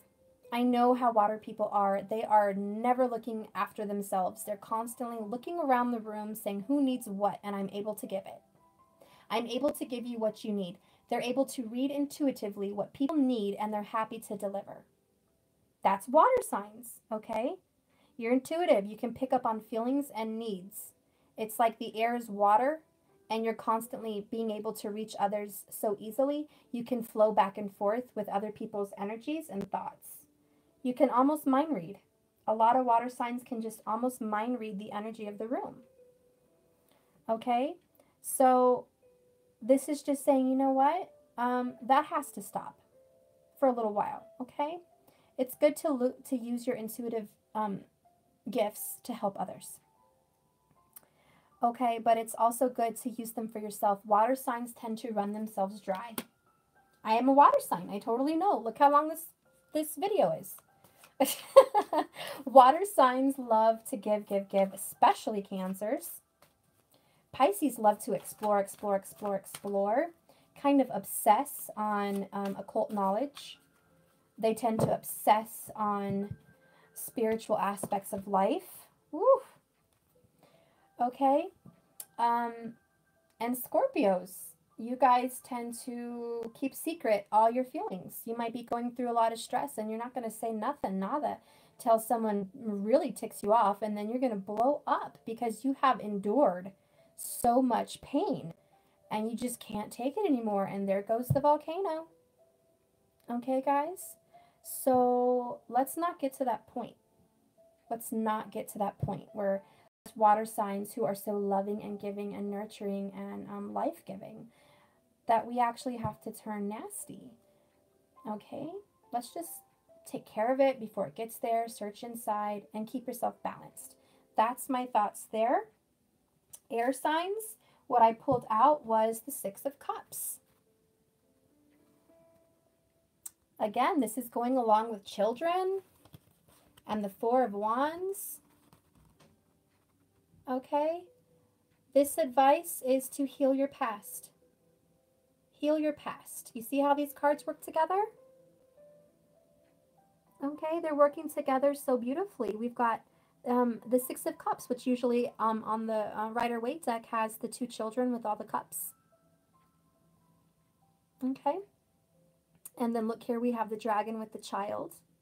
And we have the skull there, which signifies past, death, you know, old past. You see how the temple is falling down. Okay. See how it's like falling apart? It's an old temple. It's really old. Everything's old. So it has to do with the past, with the cups. There's a lot of love in the past. Find the love that you used to have in the past, my Libras and Geminis and Aquarius. Find the love that you had as children when you knew that person you knew young. Or the love you had and the passion and the thoughts you had of being someone when you were young. Who you wanted to be. What was your passion? What made you tick? What did you used to spend hours doing as a kid? Do that again. Find your passion. Stop being so serious. Dive into who you are from the past. Revisit. Revisit your youth, your childhood. Play. Go to a park with your family or your kids. Splash around in a pool. Tickle each other till you pee. Watch a funny movie. Watch, you know, whatever. Some funny, awesome movie. Just have fun. You're too serious. Okay? This is really getting in touch with your childhood. If you have children, have fun with them. Don't think so much. There's going to be some healing in that, okay? And you know what, guys? That's good advice for us all, to be honest. Now let's clarify fire. Fire. Fire, fire, fire. Woo! Fire. We're in Aries right now anyway, so let's see. Fire. This one wants to come out. Wow, you're not going to... I'm going to take two because I felt burdened to and I saw them both, and that's meant to happen that way. We have the Four of Wands and the Seven of Cups. Gain new perspectives for a new foundation. Okay, fire, this is also for everybody, you know, whoever has this fiery energy, something that needs to be looked at immediately, something that needs new perspectives. Okay, this is something new is coming, my loves, for all of us. There is a new foundation. Gosh, the very being of who you are, for starters. You're totally becoming someone else. Totally ascending to a higher being, like you've been rebirthed I don't know how long ago. You're a brand new being, so you're having a brand new foundation, and it's being built on something beautiful. So when you pick your cup, make sure you have a good perspective. Look at it from God's point of view. Look at it from a higher point of view. Look at what you have offered in front of you. Look at how you're looking at things now. Okay? Let go of the control, of course. Let go of having to do things on your own. Gain a new perspective for the divine order. Accept and realize that they're in it for your best interest and your better self, your better version of love, and that the ultimate gift they want you to have is complete and ultimate existence. They want you to have love, passion, happiness, knowledge, truth, everything. Okay? The four: fire, water, earth, air. The four elements. The Emperor, the grounded new beginnings. It's the Taurus, it's the Aries, it's the Libra balance, it's the Cancer love. Okay? They want you to have it all. They want you to have it all. So gain new perspectives with this fire sign. You may be, as a fire sign, a little bit, what's the word, domineering, a little bit large and in charge, kind of king and queen of wands attitude, like I am a conqueror. I see something as a goal and I'm going to get it done, you know, however it has to happen. This is Spirit just saying Spirit saying, I love your passion. Whew. Oh, just as I say that, these pop out. Spirit saying, I love your passion. Holy moly. Yeah, this is popped out as I was talking here. Look at all the fire. We're talking about fire. Spirit saying, I love your passion. I love your enthusiasm. I love your creativity. I love your drive. I love it. But sometimes you have to put that on hold and let me do something. Sometimes all that energy and fire and pure movement, action Jackson, sometimes that needs a little bit of a new perspective. Put some water on that fire, calm it down. It's growing too big. Sometimes the fire is out of control. You know what I mean? It's like fire's beautiful in a bonfire, but we all know the damage a fire can do on a city. We all know the damage fire can do to a home. Sometimes too much drive, too much ambition, too much fire, too much argumentative, attitudes towards those that upset you is no good. You need to douse that fire down a little bit sometimes and just take a hold and get a new perspective and say, okay, there is more than just my way of getting things done. Okay, there is more than just my way. And just be open to that, because I know a lot of fire signs don't like to know there's another way. They also don't like to take advice, especially Leos and Saggies. They don't like to take advice. It's the Sagittarian is the preacher. They know all about the occults. They know all about spiritual knowledge. They know about religion. They know about so much, and they are very gifted in those areas. But sometimes they just don't want, you know, to be told any other advice. They're not really ready to be the student. And then with Leos, gosh, you know, they're very royal, very regal, but they inherit so much ancestral karma from their ancestors that they carry a lot of baggage with trying to be humbled, trying to humble their need to have the spotlight, their need to be loved, their need to be looked at, their need to be soothed, their need to be pleased. Sometimes there needs to be a little bit more of a calm, loving nature there, which is why we have the Strength card, you know, with the Leos. It's like Aquarius is there trying to calm. Okay, it's like, you know, trying to calm that lion, trying to say, let's calm down. We don't need to overdo anything here. Okay, you're beautiful, you're strong, you're admired. Yes, you're damn sexy, you look good, you're strong, you're looked at, you're welcomed, you're appreciated. Yes, you're all those things, but you have to just relax sometimes and bathe in the sun and just enjoy that you've been given a life filled with others that love to admire you, but they need you to admire them too. They need you to listen to, because your presence means a great deal and your words are very important to others. And you are such a strong, magnetic personality that you can be a real benefit to others if handled correctly. So, you know, those things come into place. And for the Aries, do I really need to go there? Number one at everything. Number one in the zodiac. Number one in relationships. Number one at the finish line. Number one at work. Number one with ideas. And hey, I've got an Aries moon. I totally feel it. I like to be number one a lot of the times. And you know, it's good to do that, but sometimes it's good to listen to advice. And I know that's hard, because we need your charisma. We need your strength big time. You are the engine that makes the whole zodiac wheel move. So we love Aries. But again, there is other perspectives. You have to be open, because that's how you're going to get smarter and grow. That's how all of us are going to get smarter and grow. Okay, moving on. I'm shuffling forever here. What's going on with the Matrix? What's going on with the Matrix and the Ace of Cups? Spirit, what do you want to say about that? Give me a clarifier.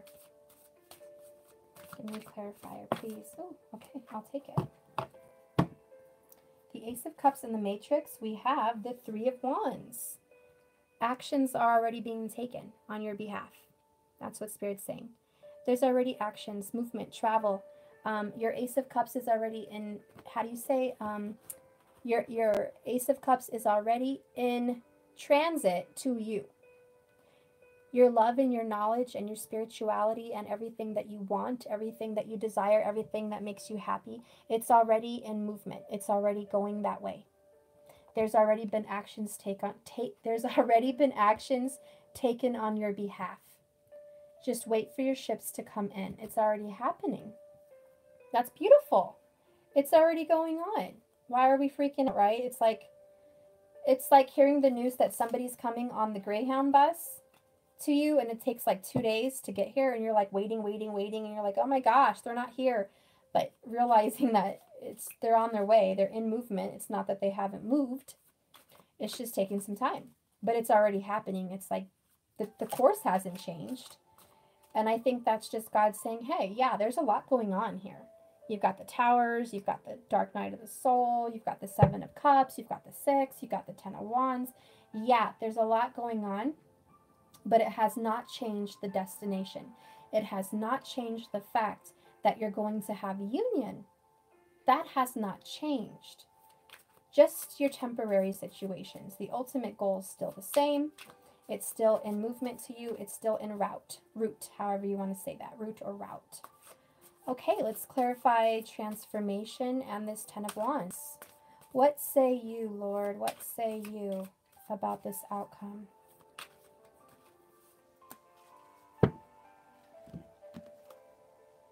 Okay, well, we have the Lovers.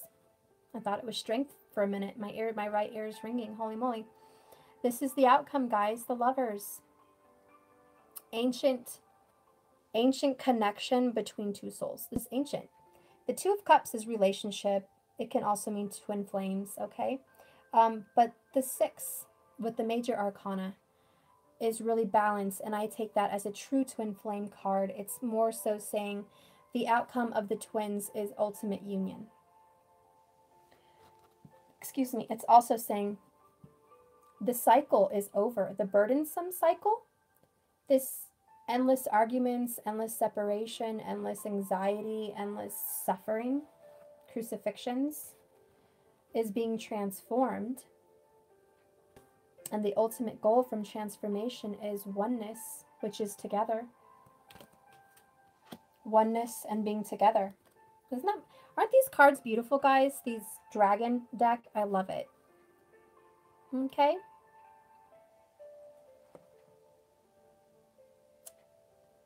This is amazing. Let me see. Okay, I've done all my clarifications. I've done them all. I feel, even though it's been a long video, I'm going to do some kind of an oracle. I'm going to do my whispers of love. Ooh, give them some love.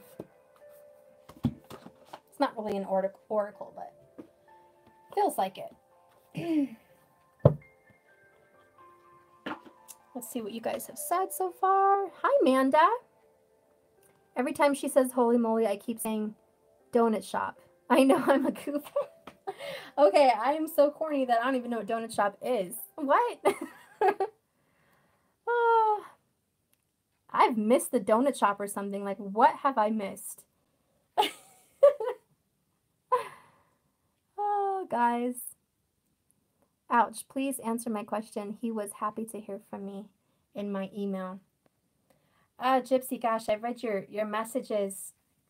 I have to really dive into a personal reading to get to know if he was happy to get your email. Trying to feel it right now. Mostly, Gypsy, I feel he was surprised. He didn't expect it. And I think he's getting excited for a new outcome. He keeps looking at it and he's processing the information and he's excited that you feel that way. But he's mostly just blown away. So when he's done processing, he's really going to express himself. But he's going through a lot, hun. But I think he's ultimately in the future, he's going to be united with you and you guys are going to be very happy.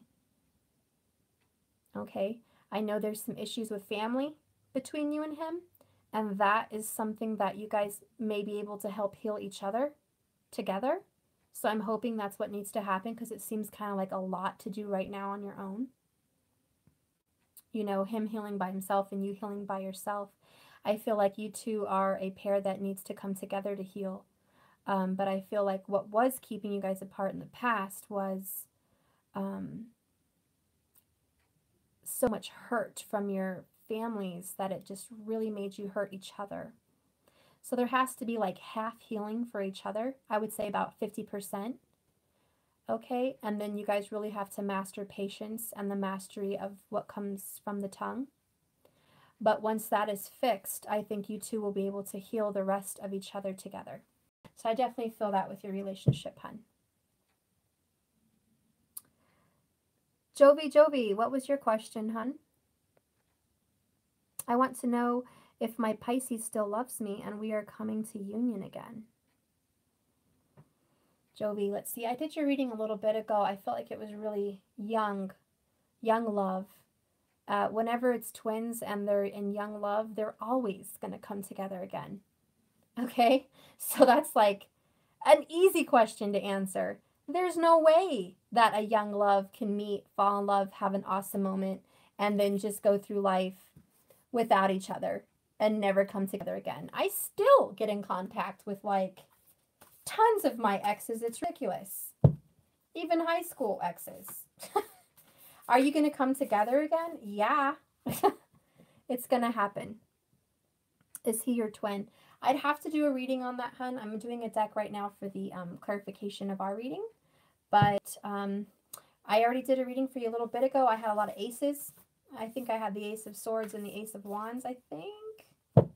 Anyways, I didn't see anything implicating that it was the twin. I'd have to really get deep. I would love to do that on a private reading, and you know, please message me for that, okay?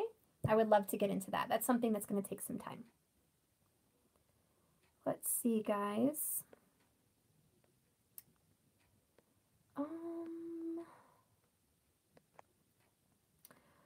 Was I with my twin in my past before, and did we have a loving life? Marco, man, that's deep, hun. That would be like seriously a 30 card pool. I would need to pull like from 2 or 3 different decks to figure that out. Or at least I would have to look at your natal chart, especially your nakshatras, your Vedic chart. That would really help me see with your houses how they come together. Your Ketu, which is your karmic spiritual life, and hers, and to see if they match together on the chart. I could tell that way too. But if you can show me that, I can give you a quick answer. If not, I'm going to have to do like a big pull hunt. There's no way I can know if you guys are karmically involved. I do feel like twins have 2 options. One is they're newly split. This is just a new journey that you have split your one soul to 2 souls recently, and you're kind of going through this the first time, which is more like a third waiver.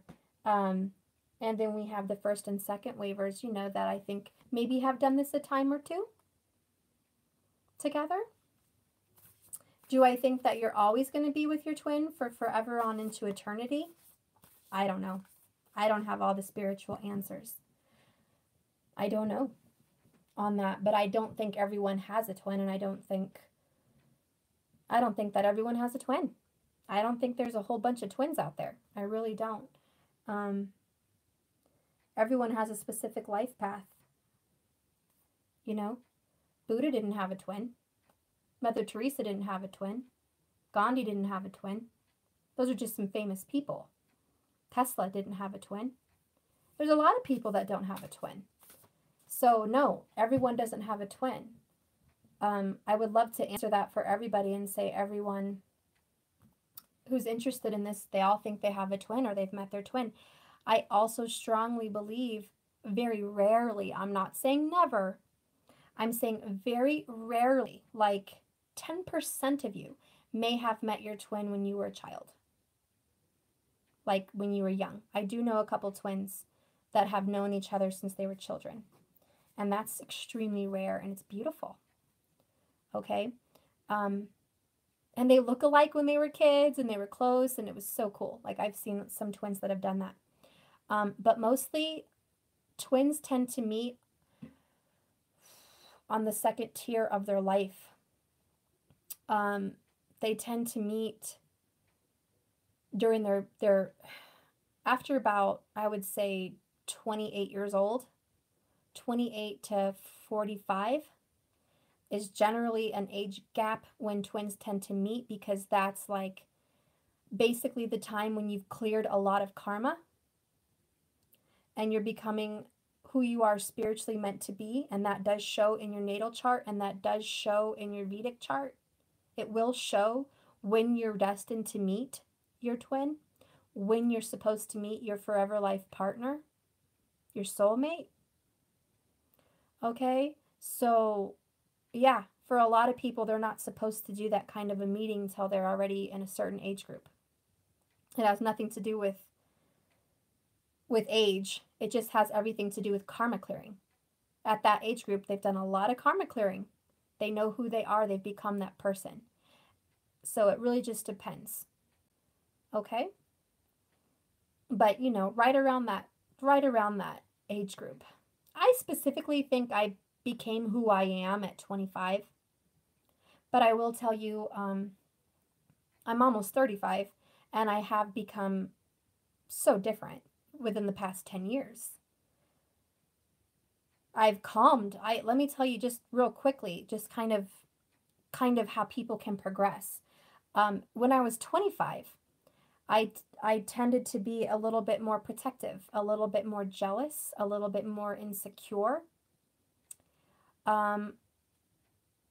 immature in those aspects. I was very mature with handling family and work, but I was immature in the sense of being spiritually whole. I had some insecurities, and I would freak out sometimes on, cheating spouses, and I was not, certainly where I'm at now. Now, I do not have any of those problems at all. They do not exist in my life. I'm not insecure. I'm not jealous. I'm very confident. I'm not, there's a great transformation that happens during that time. So I really very highly doubt that anyone could meet their twin, at 18, 19, and 20 years old. But it is possible. Like I said, I have met twins that have known each other since childhood. It just doesn't happen very often. If you figure it this way, if I get asked by, say, 100 young people in the day that they've all met their twins, 100 of them have all come to me and been convinced that they've met their twin. I don't believe that. And mostly when I do the readings, I see that there's just a lot of karma. And they've mostly met their soulmate. They've met their karmic partner. They've met someone that they're destined to have children with. I can read their palms and see that, oh, I see you're going to have a couple marriages, maybe a couple kids, this and that. Then you're going to meet your life partner.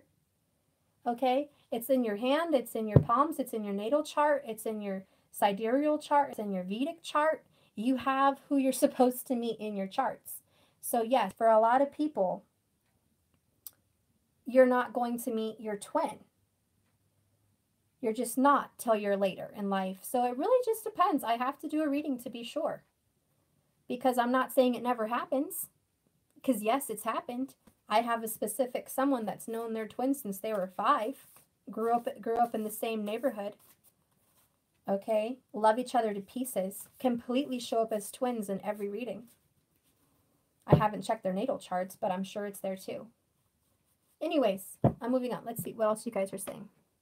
Do you also offer astro chart readings as a service? I feel like some of us are itching to pin down our life partners now. Yeah, I mean, I've done that for like a few people. I don't offer it on my website. It's super uber time consuming. It would take me like weeks to get a lot of information from everywhere and write it down personally without like copy pasting, but I mean like intimately writing a book about yourself and what I see. That takes time. I do know someone that does that. KRS Astrology. You can look them up online. They do that. It's really expensive. I think it's like $300 for one of those. But it tells you everything about that. He specializes in it. He does that all the time. He gives you about 28 days to get that back. But he's extremely good. I'm pretty good. I feel very like it's natural. I love doing it. It's just time consuming, and I don't think I've had a lot of time. And Jackie, if I offered that service to you, which I would love to, I feel like I'm going to have a lot of people start asking for the same service, and then I'm not going to have any time for readings. It's like, what do you want to do, astrology or readings? I would love for you to, I can help like with a quick one. Like if you if you don't want to do all that research and you're not sure how to read those kinds of things, I might be able to, like, you know, offer a service where if you pay for like an hour reading, but you don't get an hour reading, and then I'll just do some research on your chart and print out the papers and, or I'm sorry, not print them out, put a file for you and then email it to you. You can have that file for yourself. I can certainly do that. It would only take me like a day, but it wouldn't be handwritten by me. You know what I mean? It would be more, I'm doing the research, putting your dates and times in there, getting your different charts together, building you a file, and then giving you some advice at the end. So I can do that. I would probably do that for an hour reading price. I can probably do that because it probably would only take me like 5 hours, maybe 6 hours to do that. So I can do that if you'd like. But if you want like a really in-depth soul reading, I would definitely contact the krsastrology.com. He's flipping amazing. Let's see. Let's see, guys. My boarding gate number is 44. Oh, cool. I love the numbers. S. Moore, you're amazing, not me. I love you. You want to know what's weird, guys? And if you guys go on the internet and you guys research your own Vedic charts, and there's a chart called the Nasvana chart. Oh, I can't think of the name. Where is it? Oh, I have it written down. I'm going to have to bring it to you guys later. It's a whole nother chart. It's Nasvmasa. It's Hindu, whatever. Your whole like information changes in the Vedic charts, guys. Like for me, I'm a Cancer sun, Aries moon, and over there it totally changes me. What am I over there? Oh, I'm Gemini sun, Pisces moon, and I'm Sagittarius rising over there in the Vedic chart. But in the tropical chart, which is our normal Western astrology, I'm Cancer sun, and Aries moon, and what is my rising over here? Oh, it's Capricorn. So I'm a Capricorn rising. So it's so weird how everything changes, but apparently they said in like 10,000 years, 23 or 24 degrees have changed astrologically speaking. There's been a 24-degree difference for each sign. So the sign that you are, technically they're saying, has changed over this past time, and you're actually falling into another sign sometimes. Not for everyone, but your sign could change. And that could mean all the difference to people. That could be like, wow, I've been saying I'm a Cancer this whole time, and I'm actually a Gemini. Oh my gosh. You know? And you're like, wow, I really resonate with Gemini readings. You know? So it could totally change who you are as a person. It could totally change everything. It could also change the way your relationship's working. If you have a specific sign in your relationship and you're like, wow, we're just a mess. I don't know how to relate to this person. And then you find out, you know, what a Sagittarian really is. You thought they were really proud and happy and positive and outgoing and this wonderful, fiery, passionate person. When you come to find out that Sagittarians are really grounded and serious, and they're really into religion and the occult and knowledge, and that they're ruled by the 8th house, which is ruled by Scorpio, so they have a lot to do with karma, and they're actually someone that's supposed to help you heal your karma. You meet a Sagittarius and like, wow, you know, they're meant to help me grow, and then you start to realize, wow, my relationship's really more different than I ever thought it was. Maybe I should approach him or her in this way. Maybe I shouldn't be so preachy. Maybe I should let them preach more because he likes to preach and teach. And I feel like I'm, dimming his light. And no wonder he's rejecting me. So, I mean, once you learn certain things about your partners, it certainly helps you figure out how to manage your relationship because, by free will, you guys can change. You can change certain aspects of yourself to help your relationship. So yes, guys, Google that. The 13th zodiac, Ashley Salazar. I have not, I know about it. I know it's the snake. I've heard about it. I've read into it. I don't know how I feel about it. To be honest, and I'm going to get real with you guys, how I would if there was a friend sitting right here with me. I have a bad feeling. I have a negative feeling about that sign. For whatever reason. I feel it's negative. There's something bad about it. Okay? I feel like it's evil. I feel like it's encroaching on our light. I feel like it's been sent here to confuse. I feel like it's a wrench in the system. I feel like I always welcome new knowledge, guys. I love learning new things. As you can see, I went from tropical chart to Vedic, and I was welcoming that new knowledge. As long as something has facts, as long as something can hold some truth, I'm very welcoming to it. But my intuitions on this whole snake thing, gosh, guys, it's like red flags all over the place. My heart starts pounding. My hands get sweaty. I feel like I have a dark cloud over me. I feel like I can't breathe. I feel like I just can't explain it. I get a bad feeling when I think about that sign. I don't know what to say, guys. That's just how I feel. So I'd have to, really research it more because I just don't feel comfortable about it. I feel like there's something bad. I don't know what it is. I don't know what it is. And it kind of scares me a little bit. I don't want to be scaredy cat, but, And you've really sparked my interest. And in the Vedic chart, I am Gemini, and then I have my, my Rahu in the Scorpio, which I can be really obsessed with something until I figure it out. So I'm probably going to figure that out now. I'm going to be a little bit obsessed, and I want to figure out the whole snake thing. But I've looked into it a little bit before because my stepdad would have fallen into that zodiac sign. Because the Scorpios, most of them at a certain date, would fall into the snake new zodiac sign. And doesn't really fit them. And it feels really negative, and I've looked into it slightly, but I'm going to do more. I do want to figure it out. There's got to be something with it. I know it has something to do with Neribu, however you guys pronounce that. There's something to do with that planet that's coming in, Planet X, and all this and that. So I have to really look into that and see what's going on with that planet, see if this is a planet or a moon coming in. See if it's true, see if it's just hearsay, see if it's just the cabal trying to throw one over on us, see if it's the Illuminati trying to confuse us all, who knows what. I really have to look into that. But I will get to it. Oh, honey, Joby, don't be sorry. You didn't start a riot. No, hun, this is learning. This is family. We are here to talk. We are here to ask questions just like that. And I love you. There's no reason to be sorry. None. Not at all. And because of you, I'm thankful because I'm actually going to be looking into it. I need to get more knowledge about it. So no, it's good that you mentioned that. And you probably are asking a question that, 100 other people want to too. So don't feel bad. Okay? You're completely knowledgeable and you're trying to figure something out. There's nothing wrong with growth and learning. Nothing at all.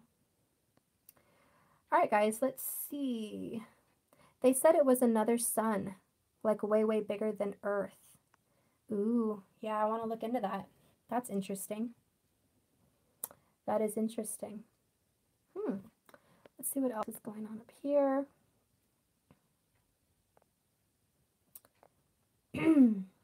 Astronomers found it, and they said that it has been confusing because I'm Sag, but it says now I'm a Scorpio. Yeah, see, I don't want it to confuse everybody. Honestly, I'm going to say it like this, guys. I really resonate with the Cancer sign. Totally resonate in that. then I go over to the Vedic chart, and I want you guys to search that if you can. Okay? Google search the Vedic birth chart for yourself. Get your time of birth and all that, enter it in. Your sign will probably change. And then see if you resonate with that. However, they do something different. If you don't really feel like you're resonating with that sun sign that you've been changed to, look at your moon, look at your rising, which is your ascendant, the AC on the tropical chart. Check that out and see. Vedic is VIDEC. And see if you really resonate, because sometimes you're like, wow, I don't really feel like I'm completely Cancer. I really don't feel like I'm completely Cancer. And sometimes I don't, guys, because then I have my Aries and I'm like, yep, that's me. I'm definitely a lot of Aries. But then I look at my Vedic chart and I'm like, well, okay, Gemini. I am a thinker. I do like to communicate. I do like to discuss. I do like, I like all that stuff. Writing. I love all that. So I'm like, okay, I can kind of see that. I can kind of see that I have some Geminiic aspects. And then my rising over there is Sagittarius. And I'm like, okay, yeah, I'm totally into the occult and the religions and what's right. And I'm, really into that. And then my moon, the Pisces. Well, duh, yeah, I always resonate with water energy, so that makes sense. But then there's two aspects in the Vedic chart that really sparked my interest. One was Ketu, and one was Rahu, which is your north node and your south node. One is the south node is your karmic clearing, your karmic ties to this world, your karmic ties to this reincarnation. And then the north node, Rahu, is your positive side, kind of what gets amplified in this life, what helps you in this life. It's like the sun. It's positive. It glorifies you. It helps you in different aspects. So then you see what planet is in your Ketu and what planet is in your Rahu. And you'll see where you've been exalted, where you've been growing, where you see some positive strengths. And then you can see where you're struggling. Usually where you're struggling is your Ketu. It's usually, finances or relationships. And you can find out, gosh, I've really been having a hard time in this specific area of my life. Now I see that it's my karma clearing. Now I know where I need to focus. This is where I need to clear. So it's really helping you become aware of what you need to clear in your life.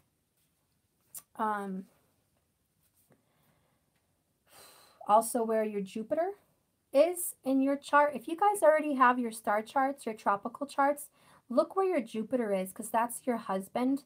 That's your chart where you're going to feel like you connect with your spouse. And then for the males, look at your Venus. Where's your Venus placed in your star chart, if you guys have that on hand? Okay. And you're going to see your spouse, where you're going to be most at home with your spouse. And if the current spouse doesn't really fit that criteria, how you're going to have to adapt. Okay. Anyways, there's a long story, guys. I can't but definitely research it. It's really interesting. Okay. Vedic astrology. VIDEC. Okay, and I'm going to get the outcome here for our reading. What is the outcomes? This one wants to come out. Oh, two of them. Listen to your heart and choose love. Hold this one up first. Listen to your heart. This is following your intuitions. Listen to your soul. Listen to your vibrations. Listen to the world around you. Follow your heart. Follow your instincts. Also be open to listening to your loved one's heart. What do they have to say to you? What are their vibrations? Don't always go on what they say, because body language and energy speak a lot louder than words. That song, Listen to Your Heart. Yeah, I love that, Queen Bee. Listen to your heart. I love it. Okay, so it says, you are listening to what is being said to you, but you need to listen with a loving heart. When he's calling for you. I love it. Now I'm obsessed. I'm going to have to hear that song. See what you did to me, Queen Bee? I'm totally going to listen to that when I'm done here. Okay, listen to your heart, guys. Going further, we have choose love. You always have a choice as to what you should do. You always have a choice, and the number one choice you should always pick is love. I swear I just sang that song 10 seconds before you all talked about it because that's how I felt. Ah, I love it, guys. That's a sign for you, Queen Bee and Marco. That's just a sign. We're in tune, guys. Choose love. Okay, there's negative situations, there's happy ones, whatever it is, choose love.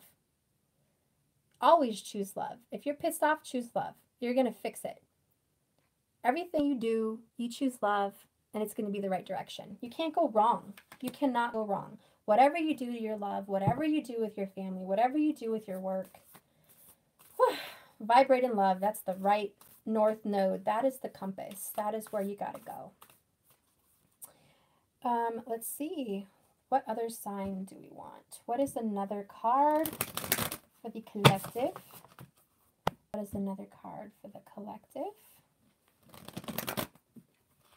Ooh. Okay.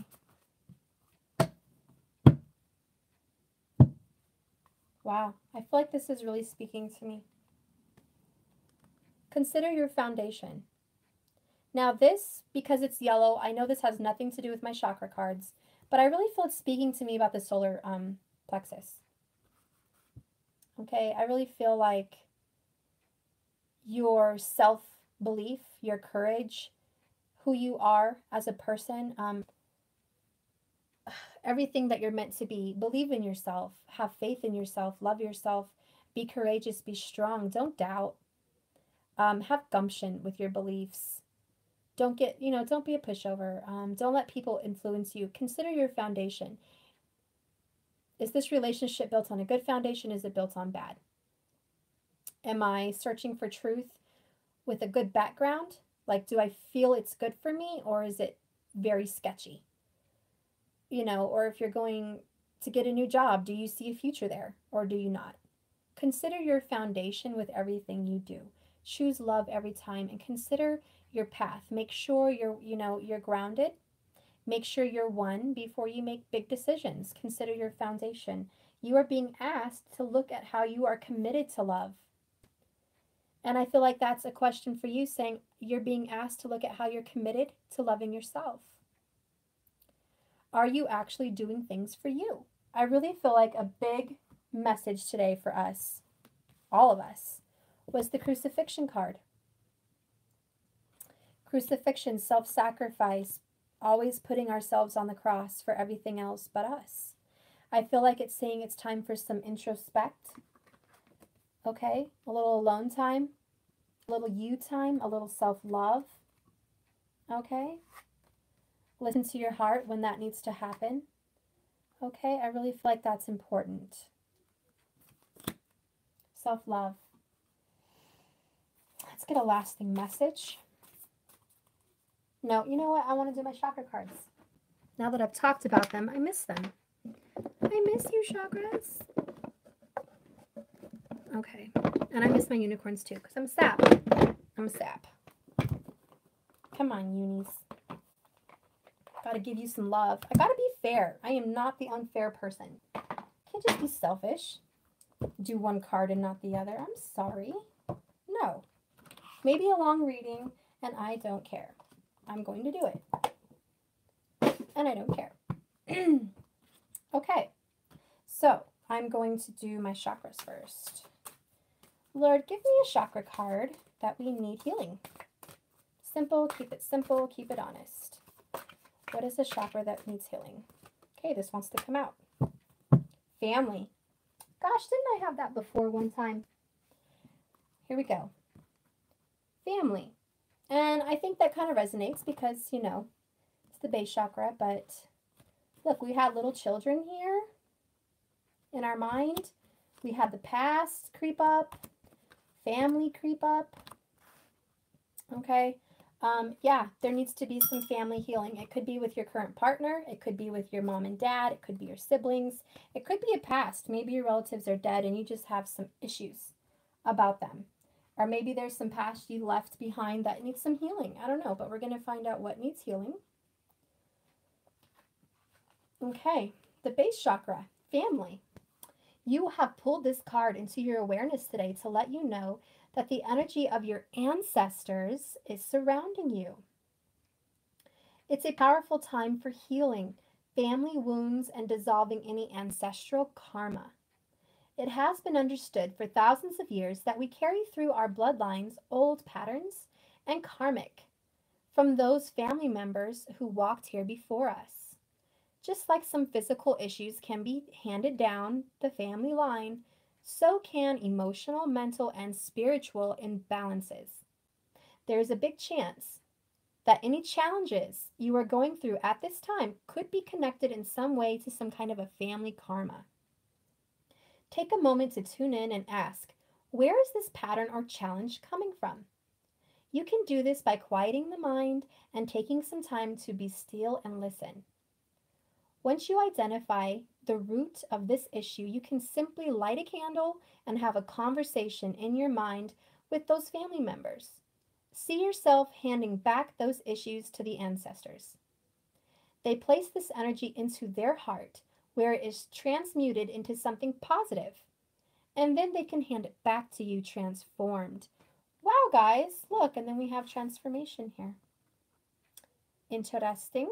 Interesting. Very, very interesting. I'm going to keep reading here. Okay. Now, place it in your heart for healing. Allow this energy to release you from all the karma that you have been receiving, and now in place, receive the love. Receive wisdom and guidance from your ancestors, for they have the knowledge they want to pass back down to you. Family is an integral part of life.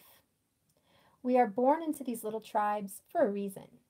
We learn big lessons of unconditional love through their interactions and their challenges. This card can also indicate that you may have been experiencing a conflict within your family unit, and it is now time for some resolution. This card could also be a sign that a family member who has passed is with you and guiding you and supporting you from the other side. A powerful way to connect to your ancestors is through the energy of trees. I like that. Take a moment to sit in nature with your favorite tree and open yourself up to hear the whispers through the wind of wisdom from your ancestors, the ones who walked this path before you. When you're under that tree as an affirmation, it says it wants you to say aloud as an affirmation, I am at peace and one with my family. And I would say it at least 3 times. I am at peace and one with my family. I am at peace and one with my family. So yeah, say it about 3 times, under the tree or whatever. However you guys see that. That's cool. I love that. Okay. My unicorns. I'm going to give you some love. With love and light, please give me a message. Okay, that's a fast message. Ay, past lives. Are you kidding me? Yeah, it's all about the past, guys. Seriously, what's up? 6 of Cups, family, history, ancestors, transformation. Okay, it's all about the past today. Till mañana. Let's go ahead and read this one. Past lives, guys. So yeah, I feel like we are being called right now as a collective to take a look at our past lives, our history, who we were in a past life, any karma that we are carrying with us from a past life, things that we need to focus on for healing, and healing past karma issues for our family, okay, that are no longer here, okay, or family that is here and is not clearing their karma. Maybe you can help them do that. Something to do with that. I'm going to go ahead and read past lives.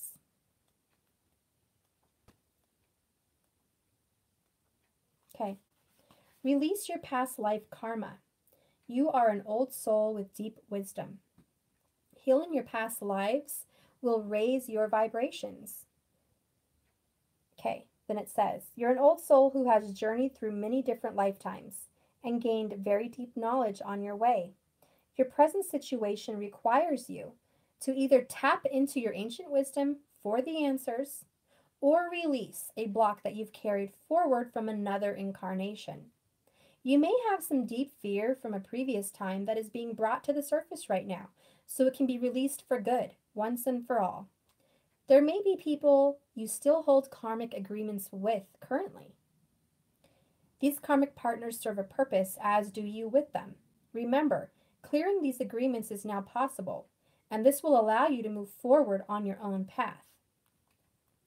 It may be time for you to remember the soul gifts that you have been locked away and are now ready to be shared with the world.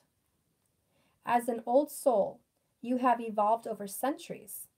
It is time for you to use your knowledge to awaken and to ascend in this lifetime, and to help others do the same.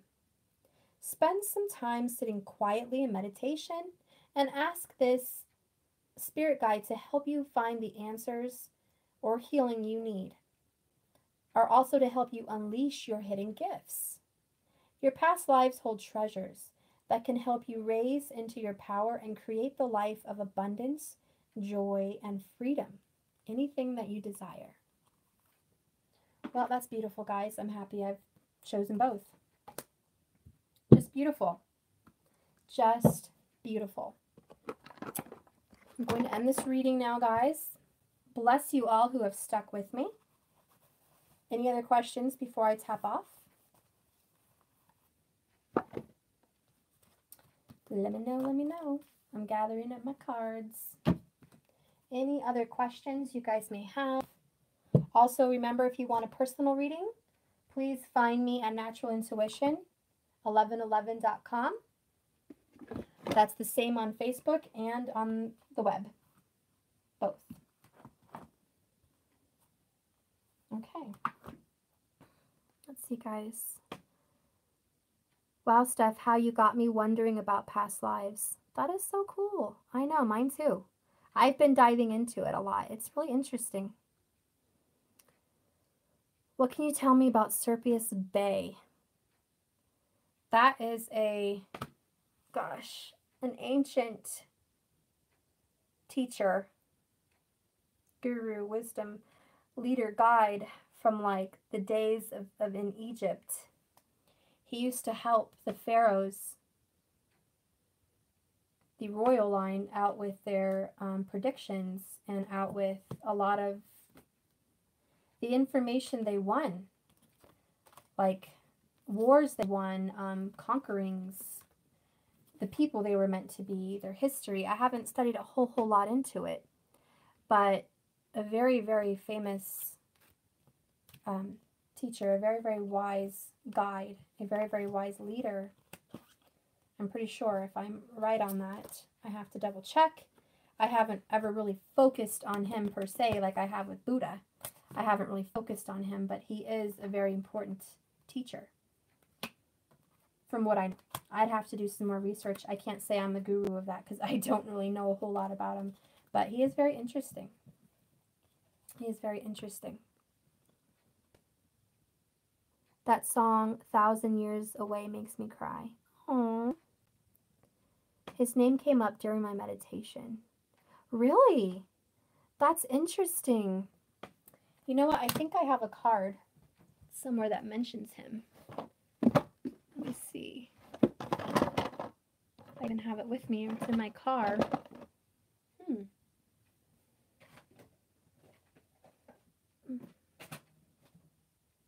Shoot. I have it in my car. I don't have it with me. Are you serious? Seriously. I don't have it. Are you kidding me? I usually always have it in here. Hang on. Nope, I don't. Poop. Yes, I want you to look that up because he is an ancient guide. How many fingers am I holding up? Margot, are you kidding me? I'm not that kind of psychic. I call myself an intuitive. Maybe in the future I'll be a psychic. I feel like if I dived into my abilities a little bit more, I could. I do see things sometimes. I hear things. It comes to me when I ask, but you know, like those famous psychics on TV or anything like that. I don't claim to be that. I don't.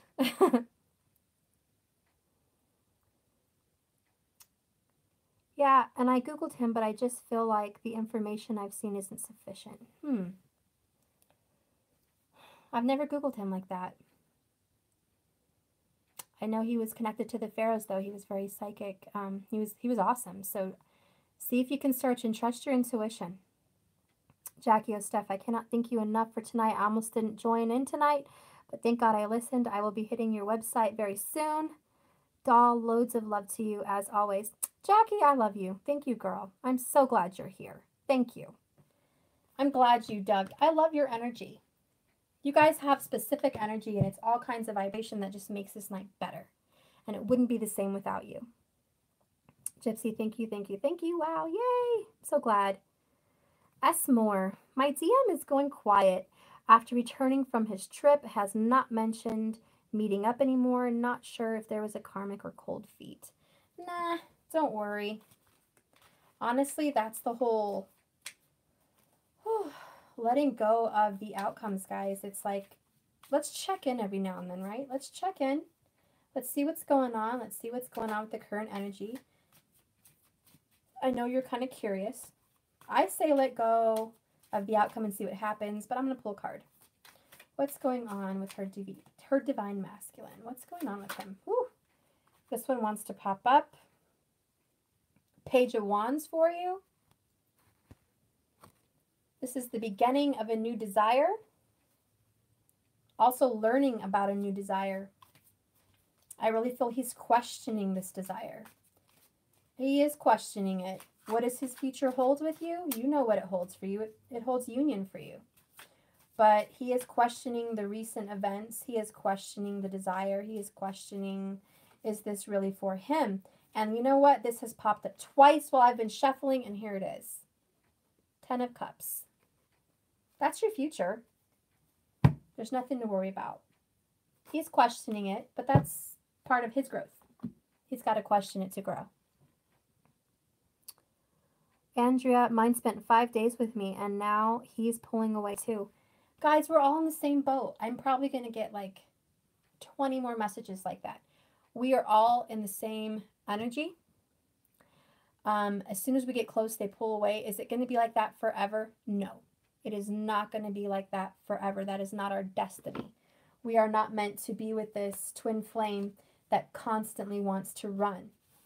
This is just a part of the journey. And they will quit running, but they have to do this growing. And they are going through a big change. They are, and some of them are recently dealing with a lot of hurts. And some of them that are not dealing with a lot of hurts, they're dealing with a lot of self-discovery. And so they're really transforming as well. Transformation is like the death card. There's so much death going around. And I don't mean literally. God forbid. So much death going around, guys. But this is just transformations on all parts. You're literally transforming your mind. You're literally transforming your astral self. You're ascending. You guys are like not even the same people anymore. You've been reborn. So they are doing the same, and there's going to be some distance every now and then. Where's my dog? I'll find it later. There's going to be some distance. It happens, and it just really depends on the journey, but you could drive yourself mad, you know, thinking about that stuff. And I'm not, you know, I'm in the same boat. I have driven myself mad sometimes, figuratively and literally. Okay? I have been like, are you serious? You just told me that you have this much feelings for me. Wow, that's really nice. Thank you. I'll remember the next time you want to come over and hang out with me and y'all, you know, passionate. I'll remember that. Then I have to remember, you know what? Here we go again. It's just coming to. It's like, you know, when someone's waking up from a deep sleep, they have this crazy dream and then they wake up like kicking and screaming and like, ah, where am I at? Where am I at? They're trying to get their groundings, their bearings. Or you wake up thirsty or like gasping for air from a dream. That's what's going on with the masculine energy. Every time they're trying to be awakened, every time they come to, out of their trance from the Matrix, out of every time they're a little bit awakened, it's like they're awakened out of their sleep. They were having a really good dream with you, example, having a really good time with you, and then boom, they have some kind of awakened moment where they're like realizing it's more than just love, it's spiritual. They're not just saying, oh wow, I was really passionate with this person, it felt really good, and she freaks me out, so I'm leaving because I don't want to be with her. That is not what they're going through. They're more so having an extremely kundalini arising, awakening physical experience with you, and then all of a sudden, boom, they think about their dead family, their father they had issues with, and then boom, they're thinking about God and religion, and they're thinking about their purpose in life, and then boom, they're thinking about all the wrongs they've did in their life and how unworthy they are. And then it's like, boom, oh my gosh, I feel heavy, I feel weight, I feel scared, I feel dark. I need to go get a grip of myself. That's what's going on. So it's never that they're just running because they're not happy with the pleasures they've just experienced with you, because there's no doubt they did. They loved it. They love spending time with you. They love being with you. They love kissing you. They love holding your hand. They just don't love having to be preached to by the Holy Spirit by letting them know, hey, there's some growth that you need to do, sweetheart. There's some growth that needs to happen inside you. And your soul partner, your twin flame, just kind of flicked the light switch on in the dead of sleep, in the dead of night. You were in a nice, cold, dark room in a dream, okay? And now all of a sudden the lights have turned on. The blankets have been thrown off you, and you're like, what the heck? What in the world is going on with me? And for a minute there, they're thinking I'm crazy. For a minute, they're like, my whole life needs fixing. I'm going crazy. I need to get away from everybody. I need to be alone, and I need to find solace, and I need to be all hermit mode. For some of them, they're like freaking out. And for some of them, they're in complete denial. They're all devil mode. All devil card. Okay? Meaningless sex, drinking, partying, keeping busy. Anything to keep them from facing what they just had to be awakened from. But they can't run, guys. Because even those that are dealing with the devil card issue, guess what? They're having dreams with you. Their family is talking to them, their ancestors, their guides, God, Holy Spirit, the archangels. They're diving down. They're totally reaching them. So even when they're out drinking and partying and doing karmic BS, for a lack of better words, they are having to deal. They're not getting away with it. They're no longer, They're no longer able to do this. Their whole world's turned upside down. Now they got to go do this. And there's going to keep being a knocking at their door, in a metaphoric way, okay? A knocking at their door every time they want to get some sleep and they want to lay down in their little bed and go back to bed, go back to being not awakened. Here comes God. Hey, yeah, that issue you weren't dealing with, yeah, it's still right here. So come on, let's deal with it. Come out of your sleep. I know you just had a nightmare. I know you just had a dream about your future or your past. Hey, stop trying to go to sleep. You need to wake up and you need to deal with this, because I'm not going away. And then he's going to sleep for a little bit. What did I say? Did you really think you were going to get away with this? No. You've met someone that is a part of you, and they're not just a lover. They're not just someone you can kiss and hold. They're a soul partner on this planet to help you grow and heal from your karma. And if you want to have a better come around next time, let's get this healed. And by the way, when you get this healed, you're going to have a whole bunch of happiness. You're going to have vacations. You're going to have a house. You're going to have trips. You're going to have a family. You're going to have marital bliss. You're going to have happiness. You're going to help heal the world. You're going to be this awesome person, and you're going to be diving into your future. You're going to actually start living your purpose. So believe me, there's no one that wants us to awaken more than God. And they're going to keep knocking. So yeah, every time we're going to sit here and try to act like we don't know what's going on, every time they try to run and hide, we're going to, wake up. They can't go back to sleep. And that's what's going on with you guys. You cannot go back to sleep. Look at that, 1:55, an hour, 55 minutes or whatever. 155 minutes and 55 seconds right now as I speak. New beginnings and change. What I'm trying to say, guys, you can't get away from this. They can't get away from this. Do you have to be together? No. Could you live a happy life without each other? Yeah. Yes, you can. And there are some that may have to do that if their partner is refusing karmic changes. And for those of you guys that know that your twin is refusing karmic changes, healing, if you know that, let me tell you, my twin's almost falling in line in that little order, and I'm not happy about it. But if you have a twin that is refusing self-growth, I promise you, you are going to be hearing they are miserable. You are going to be hearing things are happening to them. Their animals are getting sick. They're losing their jobs. They're losing their money. They get a crack in their windshield. They got a broken arm. I don't want to speak bad karma. Forgive me, Lord. I'm not going to speak bad karma on anybody. I'm not. I don't want to be part of that. All I'm saying is, if they are going to be refusing some change, you're going to hear about it. Okay, you're going to hear about those things. You're going to hear about some things that unfortunately, and I don't wish that on anybody, are happening to them. Okay?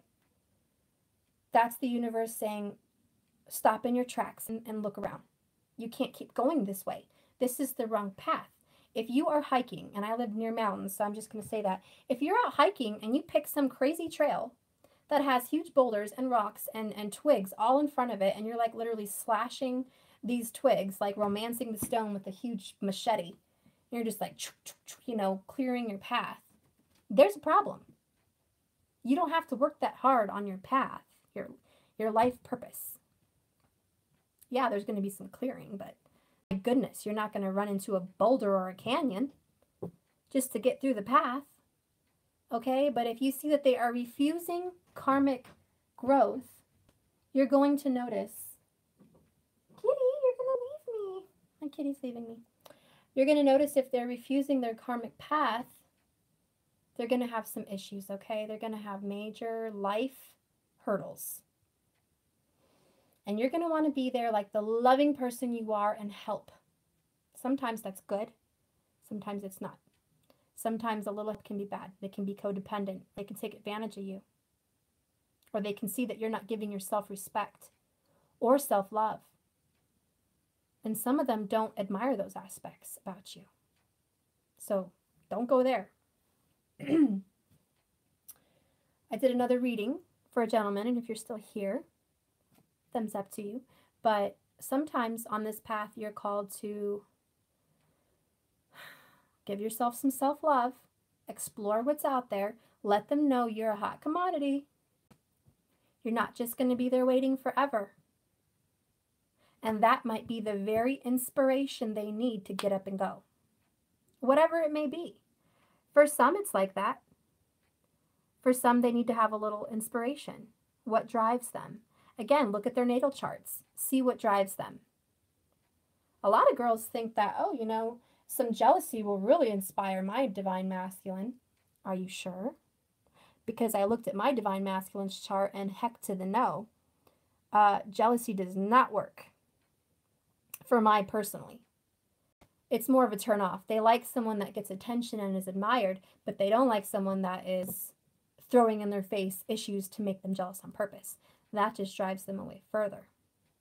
So I'm really lucky that I looked at that chart. Not that I was going to try and make them jealous anyways. I'm just saying. For some people that need to use some kind of inspiration, like they're seeing someone else, check your other significant other's chart. Make sure they're not going to run further. Because some they run towards you, some they run further. It all depends. And it depends how far you go. Nothing's wrong with going on a harmless coffee date. Okay? And if they hear about it from a friend, and they hear, oh, I heard that they went out. I saw them out. They went out with so-and-so. They went on a date. Oh, really? Well, they didn't tell me that. Huh. Really? That's interesting. And then they're going to go home and call you and be like, hey, you know, or they'll text you. So I heard you went out with, you know, so-and-so. Or I heard a friend say you went out. And you're going to be like, yeah, I did. Don't give information. Don't say, oh, it's nothing serious. It's just a friend, blah, blah, blah. No, don't sound silly. You don't want to be like that. You want to be like silent treatment. Yes, I did. Keep it simple like they do, right? Vague. We all know the divines keep it vague. Keep it very vague. Yep, I went out. Okay. Did you have fun? Do you like this person? I don't know yet. I don't know. Seems pretty nice. I don't know how I feel yet. Oh. Okay. I can guarantee you the next question they're going to ask is, what are you doing tonight? And that's when you're going to be like, well, I don't know. I don't know. What are you doing tonight? He might lie and be like, I'm going to go out with my friends. Oh, okay, have fun. Or he might be honest and say, I don't know, you know, do you want to hang out later? Sure. Be open. I'm not saying turn them down. Just be vague. You know, some people need a little, gosh, what's the word? I don't know. I can't think, guys. You know what I mean. Sometimes they need a little push. And oh my gosh, I just had deja vu. Big time. Like, I feel like I've already done this video. I've already said this. I just had these two boxes in my hand. I feel like something's going to happen. This is so weird. Holy smokes. Does anyone else have deja vu right now? Total, complete deja vu for like a good 30 seconds, not just 1 second. What's going on here?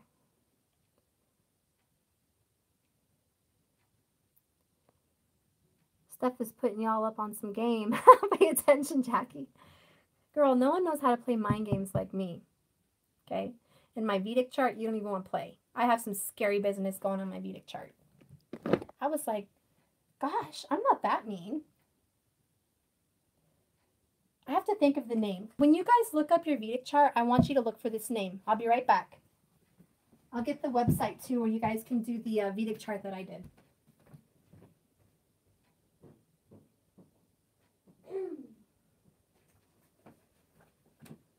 Okay. It's called, okay, and this is all like Hindu, so I'm not a Hindu speaking person. I'm going to try to gracefully pronounce it as best as I can, guys. My page. Oh gosh, how am I even going to say this? Mixarira? Mixarira? Okay, it's Mrisira. Migrasira. Migrasira. Migrasa. Okay, I have to work on pronouncing.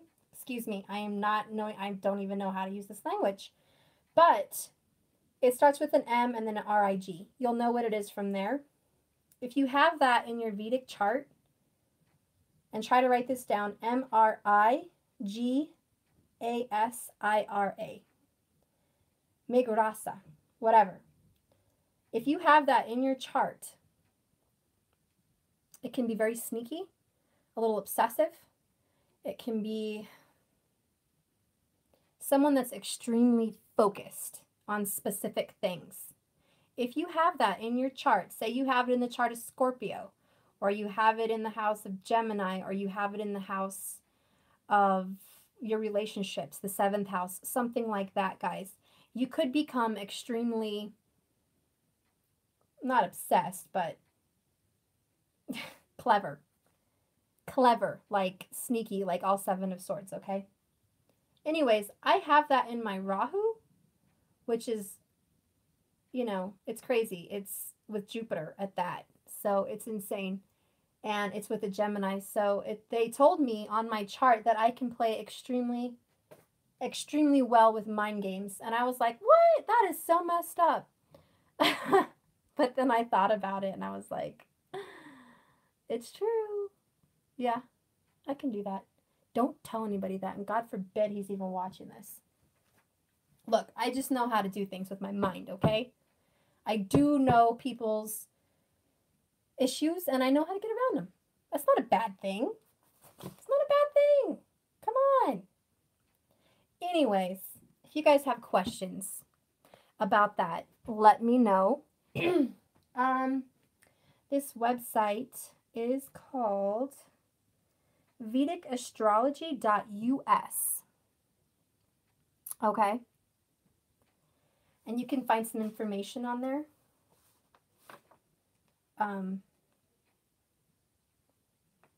There's the North Indian chart and the South Indian chart. I recommend the North Indian chart. It's easier to read. But you will find that it's a little bit different. They have like 28 zodiac signs too that kind of go with the Western astrology. And those are called the Naksharata. The Naksharatas. Those are different. And so they're the same thing, like Scorpio, Gemini, Libra, all that. But there's so many more that some of them are like combined with others. So they're more explanative. Is that even a word? They explain more about you than just your normal signs. It's very important, even on your tropical chart, to know where your Saturn is placed, to know where your Venus is placed, to know where your Jupiter is placed, and your Mars. Very important places to know. It's also really important to know where your North Node is and your South Node. Okay? Because that will tell you your karma, what you need to clear and things like that. Also, your ascending sign, your rising sign. If you guys don't know that, you need to find that out. I can help you find out your moon sign, but it can change based on the time of birth. So, you know, I can find out like that through a book. There's like a general, but based on time, that can change if you're on the cusp. Yeah, like if you're born at 11:58 p.m., you're almost going into midnight. Your sign could click over in the next 2 minutes. So it does make a difference. But your rising sign, guys, is really who you are. Your rising sign is super important. That is basically who you present yourself to be to the world, how you interact with everyone in the matrix. This is how you act. This is how you perceive things. This is how you present yourself. This is how you act majority of the time. It's like your mask, okay? Your rising sign is your mask. It's your coat, it's your jacket, it's your gloves. It's what you put on to go out in the world. Your moon sign is your mental aspects, your subconscious personality, who you are from the past, your past lives, your who you are as a soul level, who you are intimately in your mind and your spirit. Okay, your moon has to do with all of that, your emotions and your thoughts. So the mind is really important. The moon is really important. That's how you're going to calculate problems and fix them. That's how you think about people. That's how you think about your love. Okay, and then your sun sign is your foundation. Okay, that's your build. That's like who you are as a person. Gosh, how's the best way to explain this? It's like, okay, saying you're a sun sign is like saying, yeah, I'm American. Okay, so now you're in a category from all the other countries and you say you're an American. Okay, well, we kind of know what Americans are like, so we kind of have a general idea of who you are. That's a general idea. Let's get some more personality. Well, what is your nationality in America? Like, what are you really? Like, are you Native American? Are you Asian American? Are you Mexican American? What are you? Are you Irish American? And then you say, well, your moon sign. Oh, well, I'm a Sagittarius rising. Oh, okay. There's more information. So you see how it's starting to change. You're learning more and more about yourself. You're learning more and more about your partner. Okay? And then your rising sign is like your history, your past, your just everything about you. It's like what makes you tick. So your rising sign is your past experiences. It's your life story. So your rising sign is really important.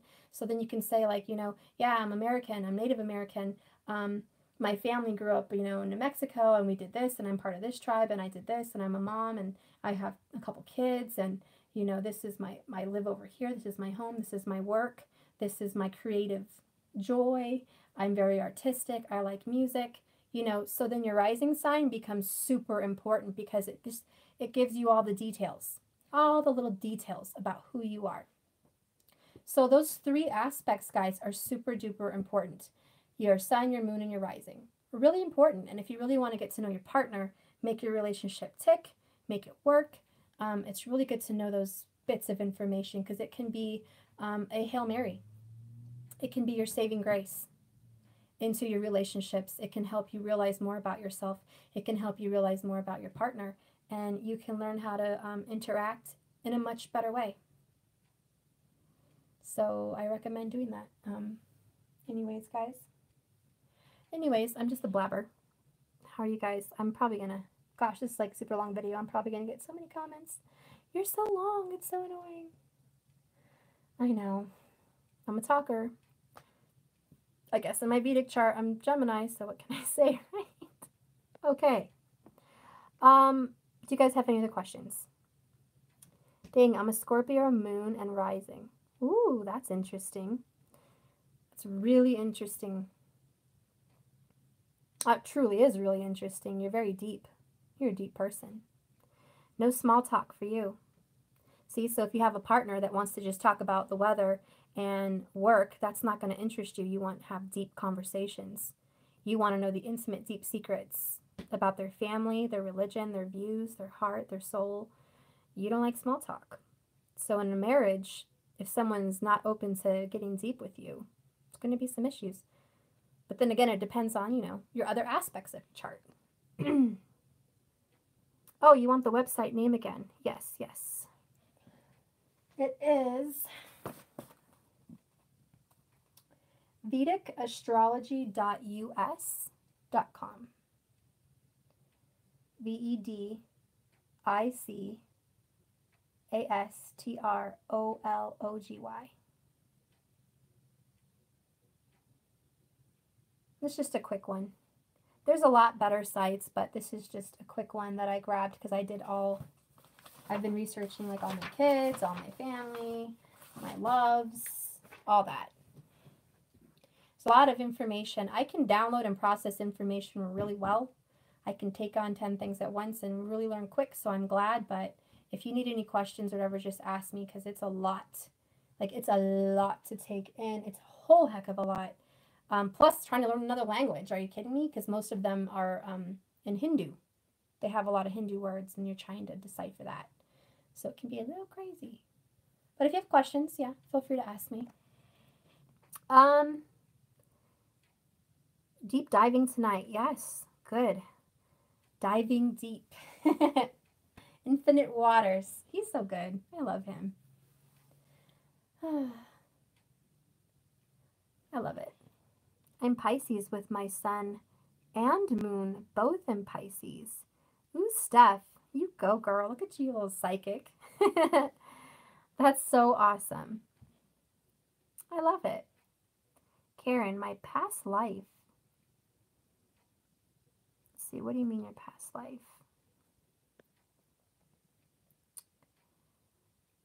Oh, you guys are thankful I'm long? Well, thank you, guys. Thank you. Not everyone's up for that, but thank you.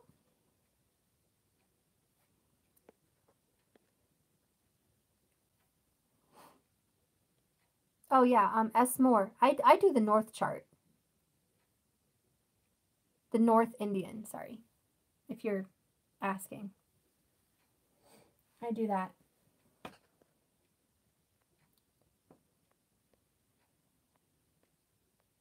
Thank you, Stephanie, so much. Ooh, deja vu. Oh, yeah, Leah, it was crazy. I'm having some serious deja vu. I don't know what that means. Maybe I'm just tired or crazy, but it was pretty serious. Major deja vu. Thank you. I have been blown away by your amazing ways. Thank you, Gypsy. I love you guys. All right. Well, I'm going to leave it be tonight then. I don't think there's a lot of other questions. I want to leave us with a lasting impression. So I would like to leave you with a small little reading, just something quick from my daily devotional, because I did get really busy today and I slacked. I didn't do it for myself. Maybe I'll read today and tomorrow. Just some hope, you know? Okay. Relax and let me lead you. Through this day, I have everything under control. My control, you tend to peer anxiously into the day that is before you, trying to figure out what to do and when. Meanwhile, the phone or the doorbell rings and you have to reshuffle your plans. All that planning ties you up into knots and distracts you from me. Attentiveness to me is not only for your quiet time, but for all your time. As you look to me, I show you what to do now and next. Vast quantities of time and energy are wasted in obsessive planning. When you let me direct your steps, you are set free to enjoy me and to find what I have prepared for you on this day. Wow, guys, that is beautiful. And you know what? That means something to me big time, because you're not alone. If there's been people that have been obsessing about this journey and what to do next and what we need to learn and what I need to clear and what I need to do, okay, that means a lot to me. It means just relax and listen and spend time with him. It doesn't even have to be serious. Like, you don't have to have some hour-long meditation with candles and bells and music. You know what I mean? It's like, it's so easy. He's just like, just sit down, spend time with me, talk to me like a friend. Even just quieting the mind for a moment, you'll start hearing him.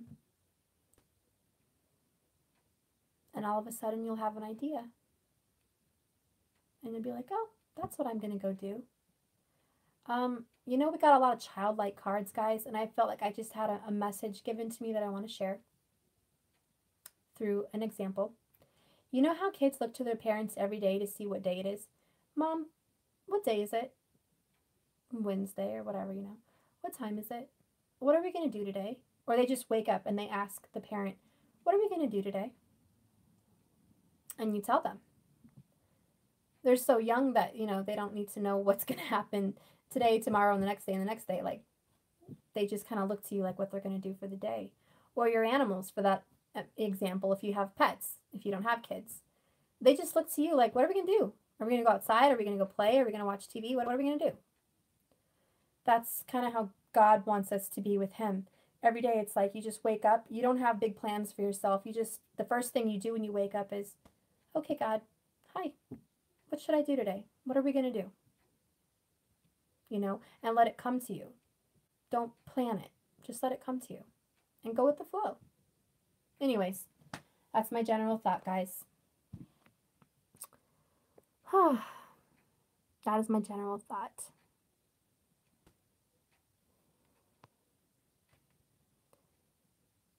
I'm a DF Sagittarius, and my twin flame is DM is Taurus. We tend to sometimes butt heads. She has an ego and not always loving. I can't handle sometimes. I love her and she loves me. Thanks. Oh yeah, guys. Well, Sagittarians are like the Taurus. They're like, I'm sorry, the Hierophant. Okay. The Sagittarians are very philosophical. They love to preach. They love to drop wisdom every which way. They do not welcome advice. They're excellent teachers, but they're hard to teach students. And I will say they are very wise. Extremely wise. They are. That's not a front. They're ruled by the 8th house, which is about death. It's about transformation. It's about karmic learning, karmic clearing. It's a very serious nature. Okay, they're realists. They like to be optimistic, but with foundations, some grounding. So when you're dealing with a Sagittarius, yeah, you're going to probably bump heads, you know. They're not going to be welcoming advice. They're not going to be welcoming to being preached to. They're the preachers, not the student. Okay, and then the Taurus is, well, obviously the bull, but not only that, they're grounded. You guys have a lot in common. You're both very grounded. You're both very hierophant. You're both very serious at times. But the Taurus tends to be a little bit more fun-loving, more frolicking, more less of a burdensome way of living. They do like to enjoy. They like to work hard and enjoy. So when you have the both, they can both be too serious. They can both get offended quite easily. They're both very stubborn. So one of you guys has to give a little, and you have to decide on who that's going to be, because in that specific situation, I feel like there's two leaders. And someone's going to have to give a little, and you both honestly should give a little, but to get the ball rolling to start, someone has to give in and just say they're right when you feel they're wrong. Someone just has to say, okay, and understand, okay, you're a preacher, you know, go ahead and preach. Or, okay, you're stubborn and you're not open-minded and you don't want to learn about all these interesting things, all this knowledge I have to drop on you. I have tons of gems to drop on you and you don't want them. And you're kind of offended by it because you're like, I'm a Sag. I have knowledge. I have ultimate wisdom. I want to share that with you. And they're like, no, no, thank you. I'm good. I know who I am. I know what I am. I know what I want. And thanks, but no thanks. I'm Sagittarius rising. I'm right there with you. I mean, it's hard to take that for an answer because you're kind of like, do you really want to be that hopeless? Do you really not want to know? I really want you to know. And it's annoying, but you kind of just have to say fine. Some people are open to it and some people aren't. It's hard, but someone has to give. Someone does. Let's see. Queen Bee, I'm falling asleep. Nighty night, guys. Good night, Queen Bee. Gypsy, that explains so much about you. Now I feel like I know you. Oh my gosh. Can you tell me if my twin flame is thinking about me? We are not in communication right now, and I'm in the 3D. I'm DF Pisces, and he's DM Sagittarius. Oh gosh. Can I tell if he's thinking about you? It depends on the kind of environment he's in right now.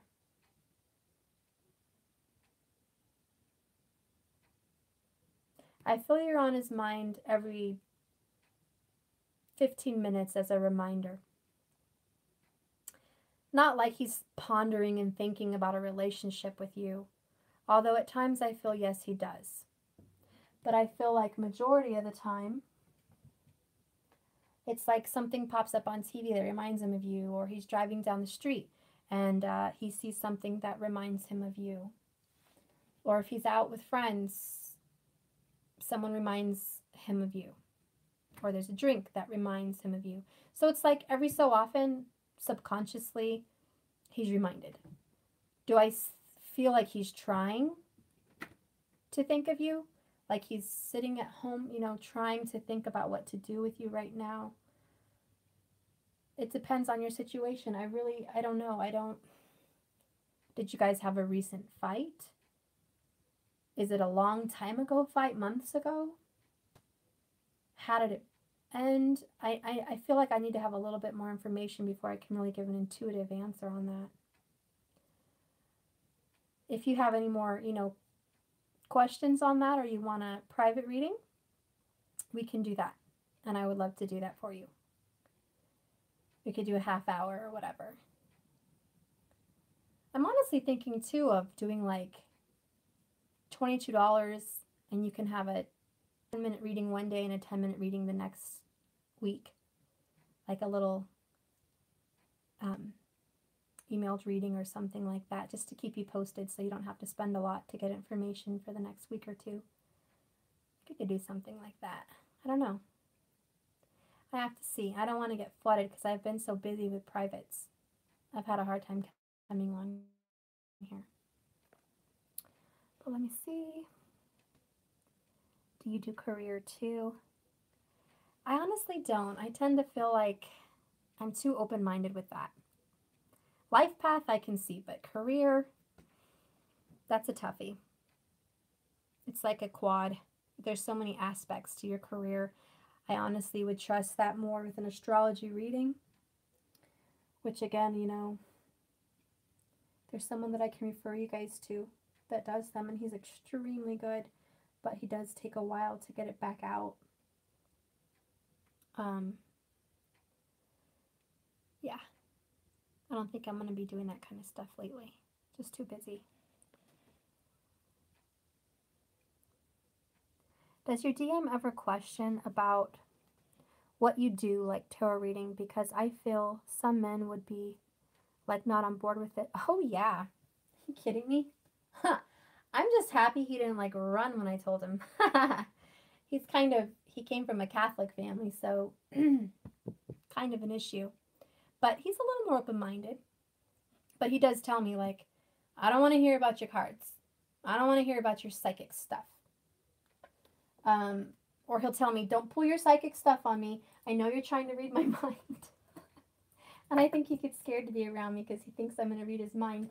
And it's hilarious because if he comes around me, even in the dark, he wears his sunglasses sometimes. And I'm like, why are you wearing your sunglasses? I already know why. I know he knows I'm going to see right through him. And I'm going to sense something. But he tries to shield me. It's so cute. He tries to shield me. He tries to look the other way or hide his eyes with sunglasses because he thinks maybe I can't read him that way. It's so funny. But anyways, he's cute. He knows who I am. And I'm a really overpowering force. My, I guess, specific persona can really help him understand this aspect. And I've really kind of drawn him in somehow. I think the way I talk about it, how I help him in his life, certain bits of advice, certain things I say, I have opened his mind. And he has definitely turned the light on and started seeing there's more out there. And he sees the good that comes to me from this. He sees how, you know, the karma's coming to me and it's nothing bad, and how I heal and how I help others and how I help people's relationships, you know, here in my town, how I've healed relationships. And I think he's definitely opening up to this big time, and he's seen that it is positive. And I have seen a change, and I have a very strong intuitive feeling that he's going to be completely on board with this. I don't have any doubt in the world on that for me and him. Not at all. Let's see. Plus, I can connect with him because I grew up Catholic. I actually went to Catholic school from preschool to like 7th grade. And my whole family's Catholic. My dad, my grandma, my grandpa, and, you know, completely Catholic. But then I spent many, many years as a Christian. My mom was, so even though my parents were divorced, I had half and half. So I was like really half and half. And so I can relate on all those levels. Completely.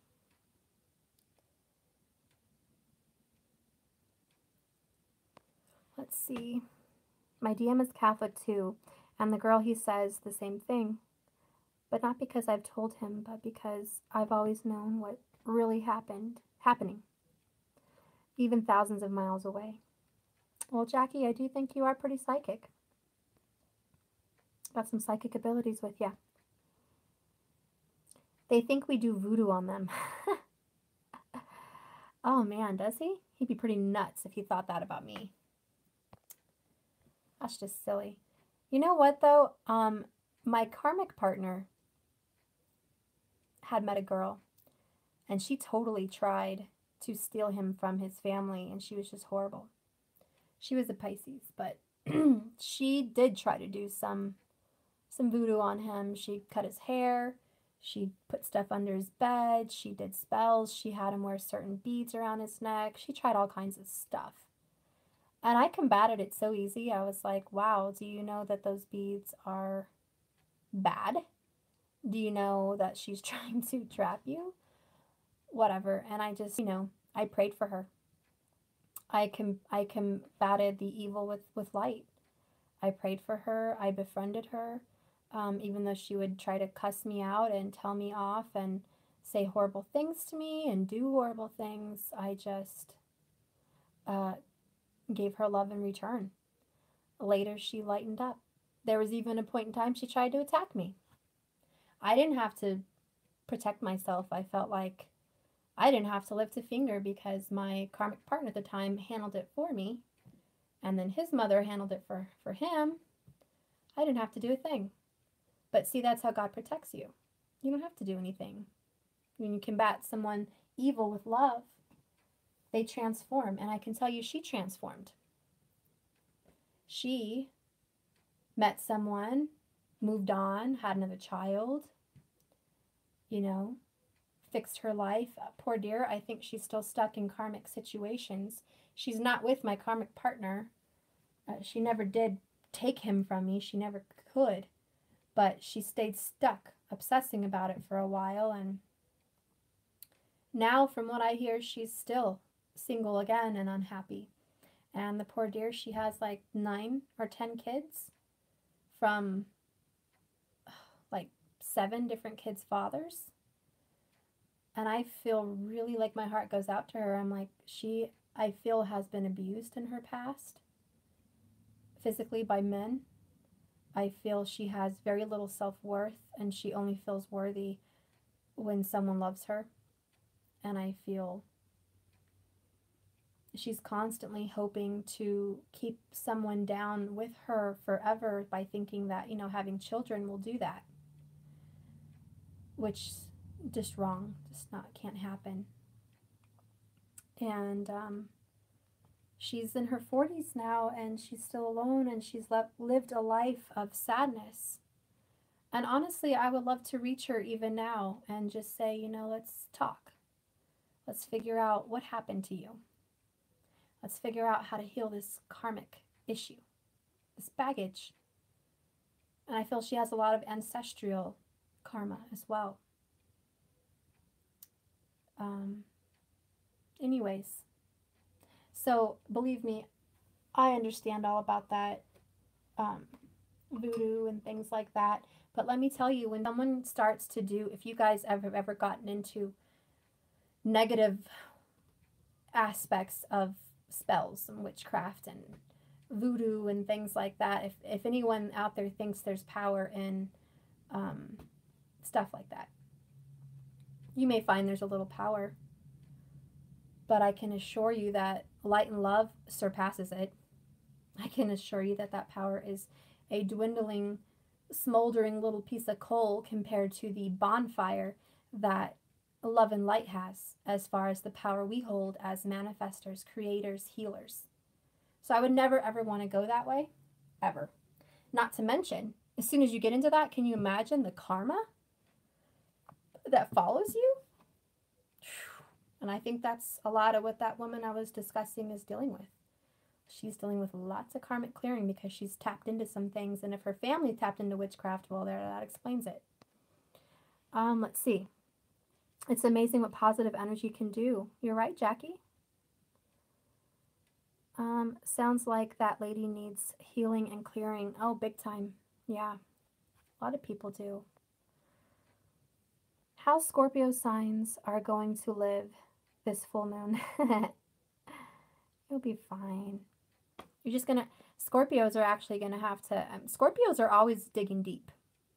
They're like the surgeons. They are the surgeons of the zodiac. They always intricately, finely, with a fine-toothed comb, go through life looking at all the deep information. Scorpios are excellent at looking into occultic knowledge. They're excellent at learning new languages. They're excellent at learning the origins of different things. You guys are excellent investigators. So when this full moon happens in Scorpio, you're going to be at your full power. And I think you're going to be diving deep into infinite waters, as far down as you could possibly go in the learning of who you are, and how you can change and what you can do to better yourself and your life, and how you can benefit others. So I think it's going to be great for you. However, if there's some Scorpios that have skeletons in their closet, deep, deep down rooted hidden secrets, those are going to come out for sure. So just make sure you clear those up before that full moon hits.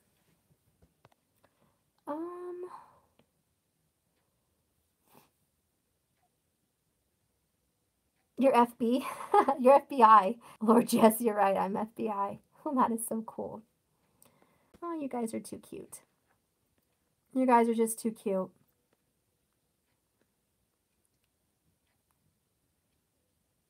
Is my DM still heading here this way while I'm here? Signs still point to yes, but no third sign. Ugh. Leah, I'm going to have to message you. I want to know too. I was certain it was going to happen. I was certain, so I need to look at that. It wouldn't be fair if it didn't. Keep your hopes up. Keep manifesting. Do not lose faith. People like that can hop on a plane the next hour. I do think you need to be a little bit more romantic in your messages. Don't be so friendly. Don't just make it like friendship. I want you to take a little step further. You know, get a little flirty for sure. You know, masculines need to have that little hint. Hey, there's a little something more than friendship here. They need to have a little push. And I felt like that was a little too friendly. So definitely turn it up a notch. Maybe send another message or a picture. Pictures can say 1,000 words. Take a picture of yourself with your friend and Dr. Tom and send that. You know, make it look really nice and fun. I think that will definitely make some waves. I love you, Leah. Guys, I am a blabbermouth. I'm going to go till it's 200 minutes and then just go slap my own ass after this because I cannot believe I've been on this video this long. God bless you for hanging out with me.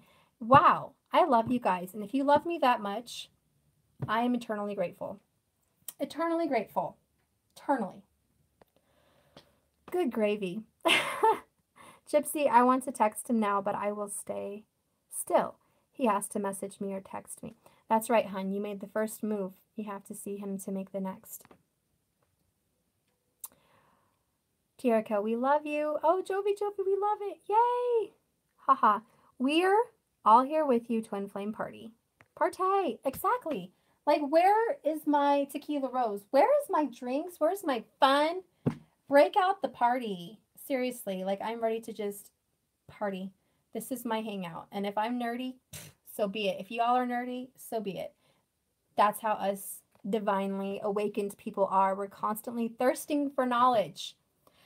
I honestly feel it's not just me. We are all like dying of thirst to know more and more and more and more about this ascension, these waves that are hitting us.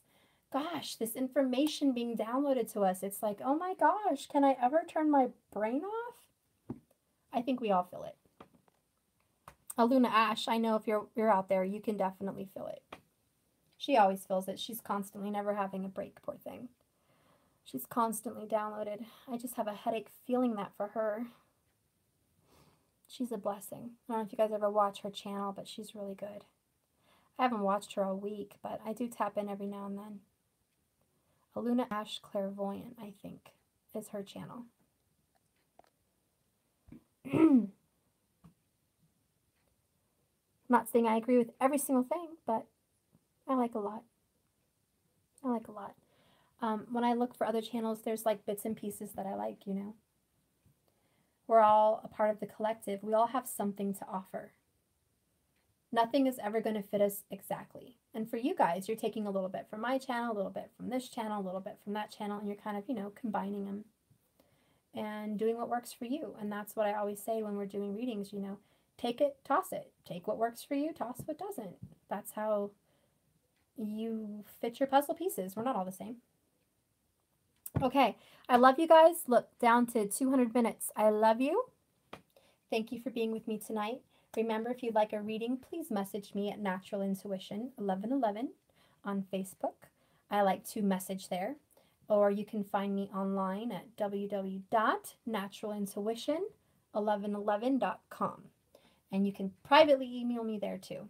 And then we can also set things up if you don't have a Facebook. And that's good to go.